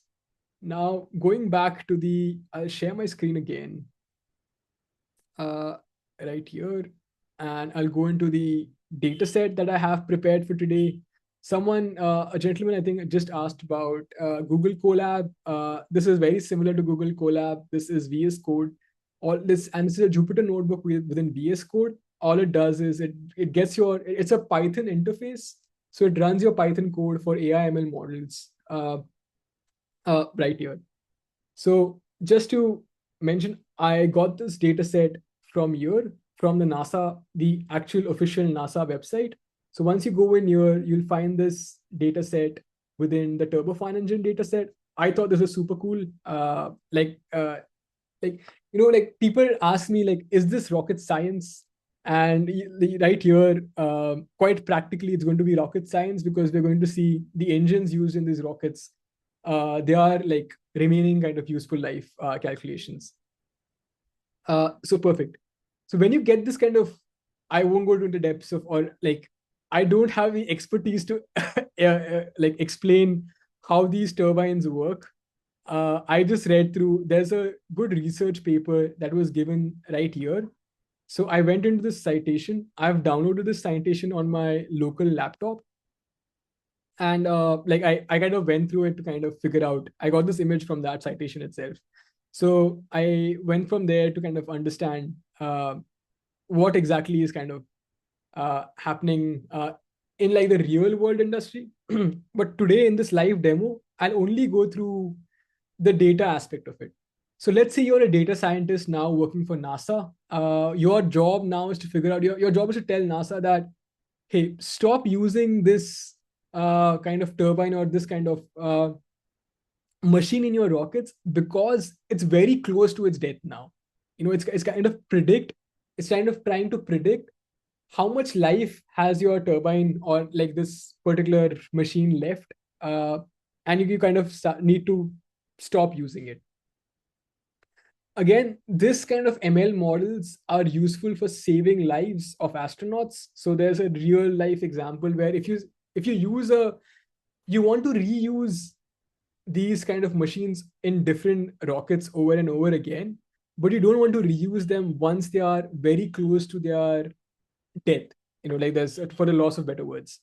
So when you kind of load this data, so this is what a data scientist's day in the life looks like. Like we have this YouTube vlogs about a day in the life of X, Y, Z person, but a data scientist, what he'll first do is he'll load this data into their IDE, which is VS Code for me right now.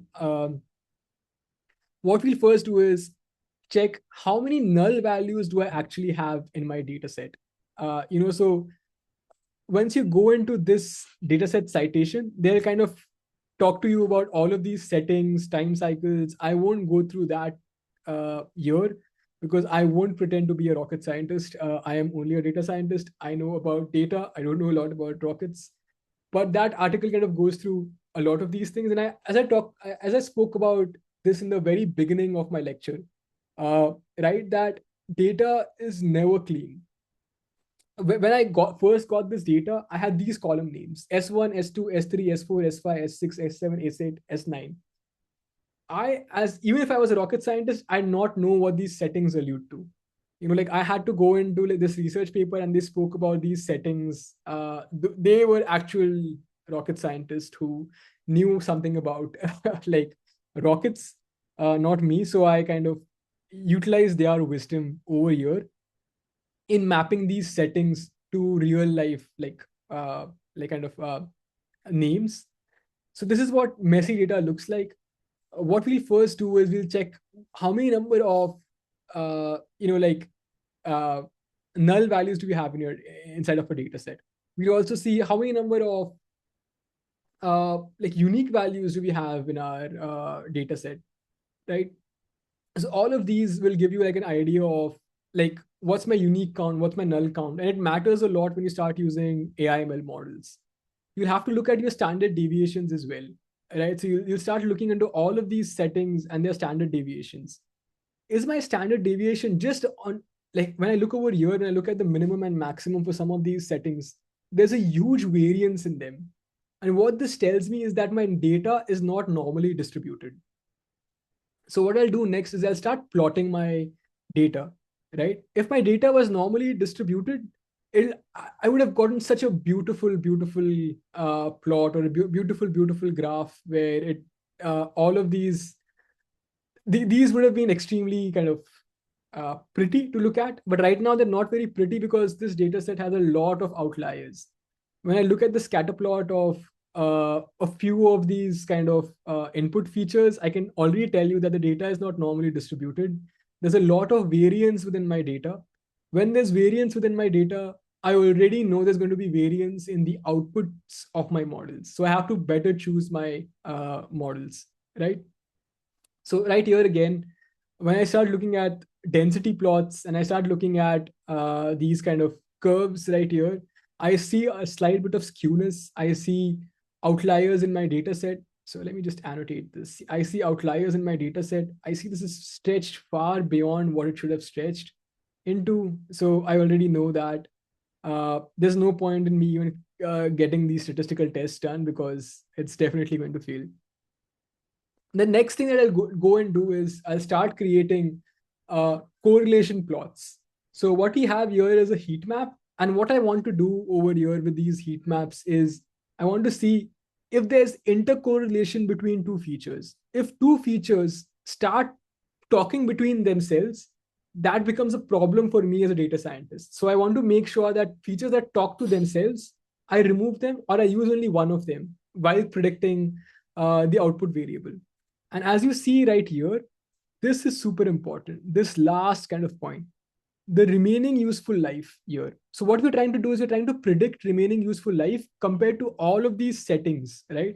This is what a NASA engineer wants to do or a NASA data scientist does. They look at all of these settings and they try to predict what's going to be the remaining useful life. And we're trying to see over here which of these settings influence your influence your predictive power on the remaining useful life. So I see S7, right? I don't really know what S7 does or means, but I can already tell you that S7 and S12 and S20 to S21, all of these have high correlation with remaining useful life. So I have to make sure that I use them when I'm modeling my output data. So based on that research paper, I was able to map some of these settings into what it actually means. So fan inlet temperature, outlet temperature, bypass duct pressure.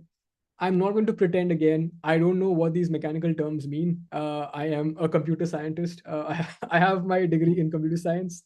So beyond mechanical engineering in the first semester, I don't really know a lot. But what I can tell you as a data scientist is once I start plotting these, I can talk a lot about plots. I can talk a lot about data.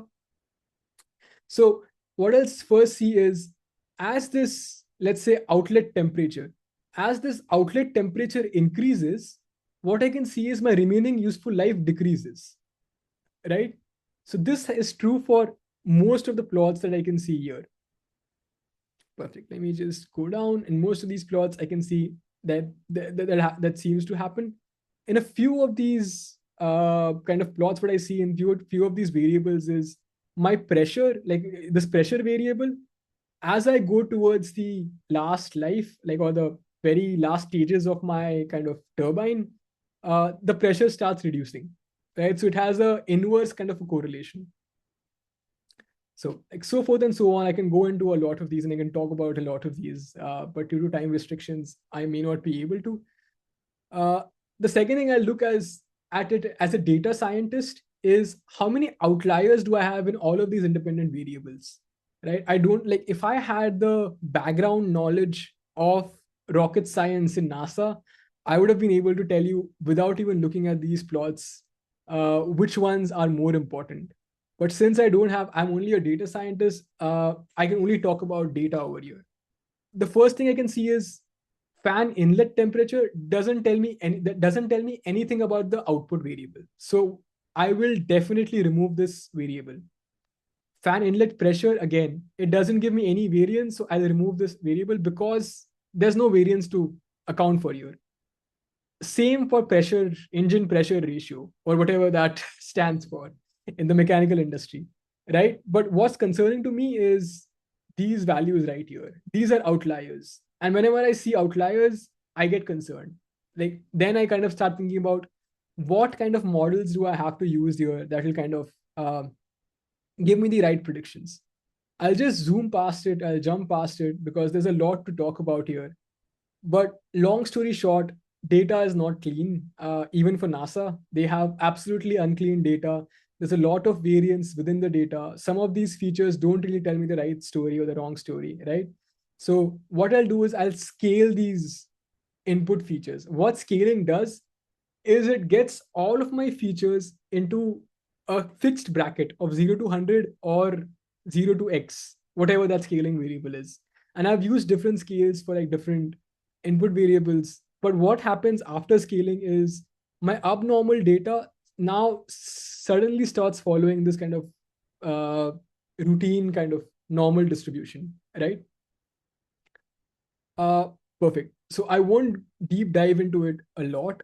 What I'll tell you is I've used two different models. I've used SVMs and SVR, so support vector regression and support based modeling. So all of them, I could check the RMSE values right here, and I could say that on my test set or on my validation set, I had a very like relatively low RMSE, but at the same time, my R square was also low. So once I kind of figured that my R square was low, my very next thought was, what's the next ML model I have to use? And I used something called SVRs. As soon as I started using SVRs, what you can see here is my R square values have started increasing. Before, like if you could see, before these values were 0.15 for R square, it should be more towards 1. And after using a different ML model, which is support vector regression, my R square has jumped to 0.57 and my RMSE has also reduced. So irrespective of what you use, the SVRs are a better fit. What I'll do next is I'll compare my predicted values and my actual values using a plot, right? So what I can see here is like on multiple occasions, my predictions are way higher, right? So I need to scale my features more. I need to use rolling kind of averages and all of these to make my predictions better. And I did the exact same thing. I started using feature engineering, and now suddenly my models RMSE has reduced a bit more. So this validation set RMSE is what I was measuring against. So it has reduced by 1 point, and my R square or my kind of best like model fit has increased by 1 point as well. So again, there's improvements by feature engineering. So like, and what it exactly did is it started reducing the gap between predicted values and the actual values. Perfect. So I wouldn't get into, I've solved the same problem using classification. So I turned this regression problem into a classification problem using a technique called binning. I won't go through it today due to time constraints. So I'll stop my lecture right here and I'll open the floor for any outstanding questions or doubts.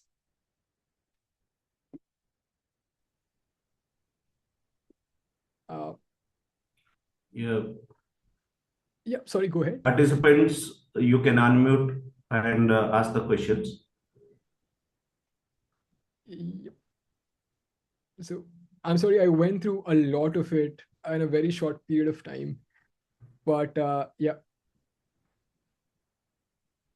Do I have any? Just 1 minute.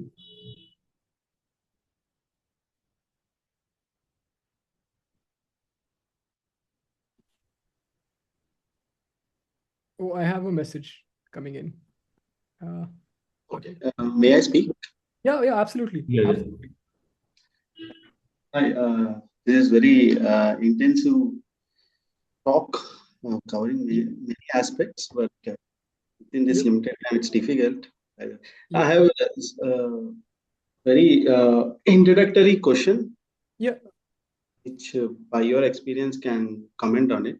If we have less data space, yeah, like the sample size is very less, maybe Yeah. less than 30. Yeah. And if I want to predict that sample space, Yeah. I usually do supervised machine learning because it's Yeah. kind of a regression data. Yeah. So I use the support vector regression, random forest, decision tree, MLP. Yeah. So I used to generate synthetic data, and with that I train, and after that I test the actual data. Yep. Yep.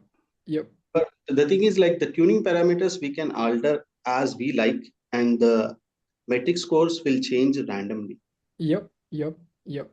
Based upon your experience, what is the best methodology or kind of best practices to be followed if we have less data space, I mean, like data sample size, and if you want to predict it?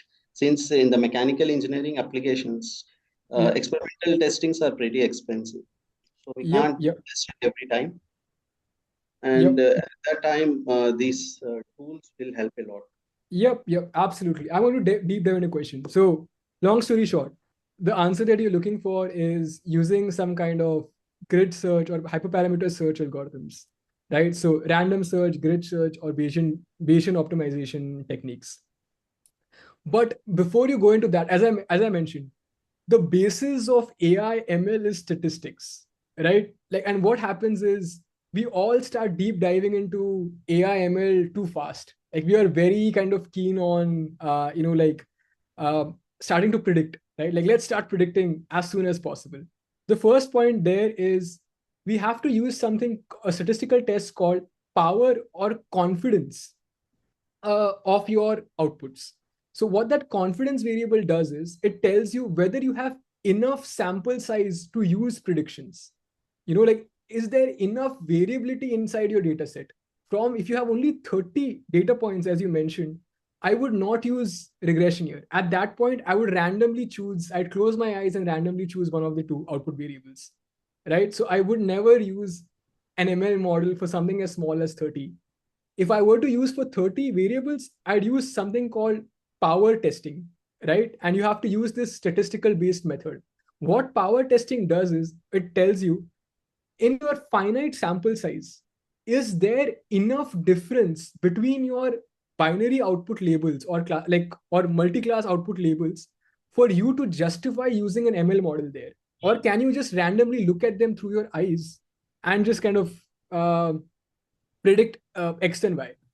And what I'm going to also tell you is you will never find good accuracy with lower sample sizes. Because in the real world, there's never going to be that much of a difference between your test and train sizes for the machine learning model to learn. So as I've mentioned, like, you need to have a very high sample space. You need to use statistical techniques or statistical test like power or test of confidence first to see in this low sample size, can I use an ML model? Now, if you are using an ML model, and as you mentioned, you're using random hyperparameters, you need to use some complex techniques to figure out which parameters are best suited for my output variables. You can do that using grid search, using random search, which is a more advanced technique. And you can now go beyond that and use Bayesian optimization. So I would suggest personally using Bayesian optimization, but that's a more statistically advanced kind of a technique to kind of go in there. But yeah, long story short, you need some kind of hyperparameter tuning model. But again, as I've mentioned, that's not going to solve your problem. You need to have a statistical test before you actually apply ML models to test that a test of confidence. Yeah, I hope that kind of answered your question. Is the time permitted to speak about it? Yeah, you can ask me a question. Absolutely. Yeah, any other question? You mentioned about the confidence level. Is there any, as of such, like a parameter to confirm that the small sample size can be used for this kind of confidence level? And I'm using grid search for fine tuning the hyperparameters. And Okay. there is enough literature available in the research community that for a small data samples, particularly for machine learning, for mechanical application fields, they use synthetic data and they train it, and after that they validate with the Yep. experimental data. Yep. Yep. This is followed in the research community as well. Yep. Now there's, so I've been through the depths of these synthetic modeling techniques. Like, so I'm sure you've heard about SMOTE, which is a synthetic modeling technique. There's something called ADA-YSN as well, which is a synthetic modeling technique. But even for synthetic models, what can happen is, let's say you have only 30 data sets, 30 data points, and you're using synthetic modeling techniques to generate more samples. What will happen at this stage is that your synthetic data will outnumber your actual data. You can train this model. You can have your training set, test set, validation set, hyperparameter tuning set, all of these things, right? This model, when it goes into deployment in the real world, it's going to fail miserably because it's being trained on majority synthetic samples. So again, like as you mentioned for confidence, there's something called test of power, right? Like test of power in R. There's a few kind of packages, so I can suggest you. So there's something called PWR in R. So you can use this R library. It does those tests. And there's also something called power.t-test and power.ANOVA, and like all of these different tests that tell you the power or the confidence of the differences between your models, right? So again, statistics is your answer for smaller data sets. Do not bring a machine gun or a tank to a fist fight, is what I'm trying to say. Like if you're going to a boxing ring to kind of box your opponent, you're bringing a machine gun there to kind of fight him. And that's a real kind of example that I can give there. So I would suggest use statistical techniques there. Use ANOVA, MANOVA, like all of these kind of statistical tests to kind of differentiate if there is enough variance between your input features. And 30 is not really a good starting point for an ML model. Yeah. Thank you very much. Yep. Perfect. I'm sorry. I think we had another Participant, question. any other question?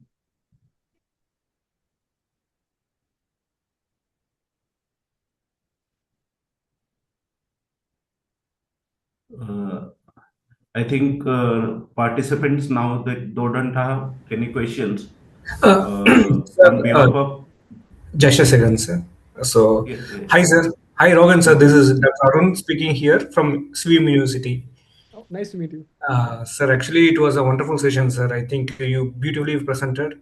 So, it's not look like a presentation. It is a kind of conversation, kind of things. Thank you, sir.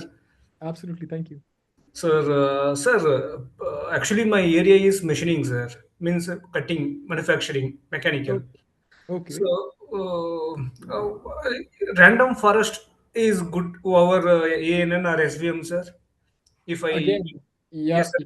that's a great question. And that's again going back to my presentation, right? Now, like a lot of people say, oh, this is good. Like I can tell you XGBoost is better than random forest by closing my eyes. So I'd suggest you read about XGBoost as well. I'll just kind of message that kind of XG. It's called XGBoost. I've posted it in the chat. High level XGBoost is much better. But what you need to check when you use these classification techniques is your data linearly separable? If your data is not linearly separable, there is no point using random forest. It might give you a good answer, right? So random forest is a boosting kind of, so it's a bagging kind of algorithm, right? So a boosting algorithm.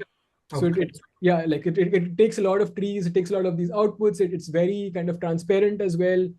So it will solve your problem to a certain extent when your data is linearly separable. As your data gets noisy, non-linearly separable, if you have not done enough feature engineering, your random forest model is going to fail. It's not going to give you a good kind of output there. So I would suggest first look at your data. As I went in my presentation, when I spent a lot of time. I spent 80% of my time going through descriptive statistics. I spent 20% of my time in modeling. Modeling is easy. The hard part is understanding your data. And every time when I say statistics should be applied first. You need to first figure out if your data is linearly separable. You need to first figure out how are your features distributed. What do your features look like? Do I need to do something to my features? Yeah. So yeah, like Yes, sir. Thank you, sir. yeah, Thank no you. worries. Yeah. No worries. Thank you. Great question though. Great question. Thanks for the compliment, sir. Yes, thank you. Fine. No worries. Perfect. Do we have any Sir, other? I have one question, sir. Yeah, go ahead. Sir, I have a limited set of data sets. For example, 100 images of data sets into 3 classes. Okay. In total 300 images. Could you suggest me any specific CNN models that performs well for my data sets, sir? Okay. So again, now you're bringing like a machine gun again to like a fist fight, right? So CNNs will definitely even the more than using, let's say, okay, let me just back up a lot, right? So when you say if there's better models, my first question would be, have you done your hyperparameter tuning for your CNN models, firstly? So that's going to be my first question for you. I'm sorry, I'm just, it's a conversation. There's no right or wrong, it's just a conversation. Hyperparameter tuning and all those things we will be including, sir.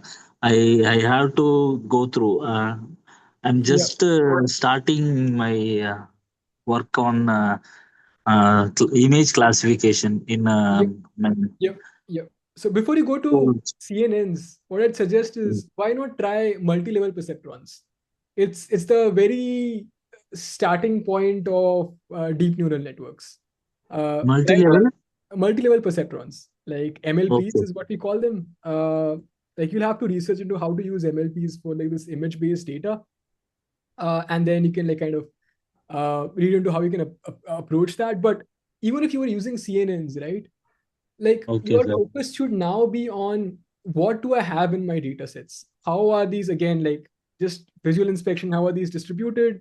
Once you convert them, so what, like you'll convert them into a vector space of like numbers, right? So that's essentially what will happen for CNNs. Once you do that, how do my input variables look like? Before you choose a different algorithm, first focus on the current algorithm. What can I do better before I move apart from here? And what I'm telling you with absolute guarantee is that once you start hyperparameter tuning, your model will get more and more attuned or better suited for prediction. And again, Okay, sir. CNNs and all of these techniques, they can overfit a lot. So really, like, you have to avoid overfitting. You need to create proper training set, testing set, validation set, and a hyperparameter tuning set in order to avoid leakage of your data. So yeah, let's just get these basics right, and then move towards more like advanced algorithms like LSTMs and all of those. Yeah. Perfect. So that's my short answer. Okay, sir. Okay, thank you. Perfect. Do we have any other questions? Yeah, I think you have answered most of the questions of the participants. Still, I ask the participant any other question.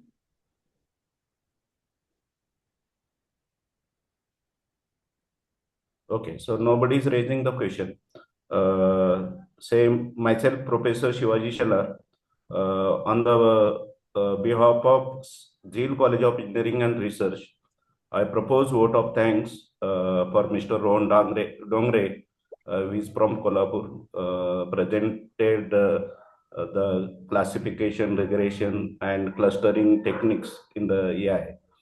As he said, whether it's a rocket science. So I am also learner from 2000, year 2000. I learned the course of AI in 2000. That time it was a just starting journey. Today it has become a very big science, rocket science of AI. So I thank on behalf of Zeal College of Engineering, Rohan Dongre, contributing his thoughts, his research for successful journey of our ATAL FDP program. So anything to be contributed, further contributed, any point you want to mention, sir? Rohan, sir? No, I just want to thank you all for giving this opportunity. I'd like to say I'm absolutely honored to be here. And again, I'd say if I have missed something or if I have not like been in depths of a few topics, I apologize in advance. And I appreciate you all being patient with me and being with me in this entire presentation. Thank you. Thank you, sir. Sheila sir. Sheila sir. Yeah. Rohan sir. Yeah. We would also like to extend our special thanks to Vaishnu ma'am, Yeah, whose support and connection help us to get into this expert session. Yeah. So her Vaishnu ma'am contribution is sincerely appreciated. So once again, we thankful to both. Yeah, I think we have to be thankful to data science, right? I met Vaishnavi through, as I mentioned, she's my wife. So I met my wife through data science in an arranged marriage situation. So yeah, we have data science to thank for that. Yeah. Right. Thank you. Yes. Thank you. Thank you. Yes. Absolutely.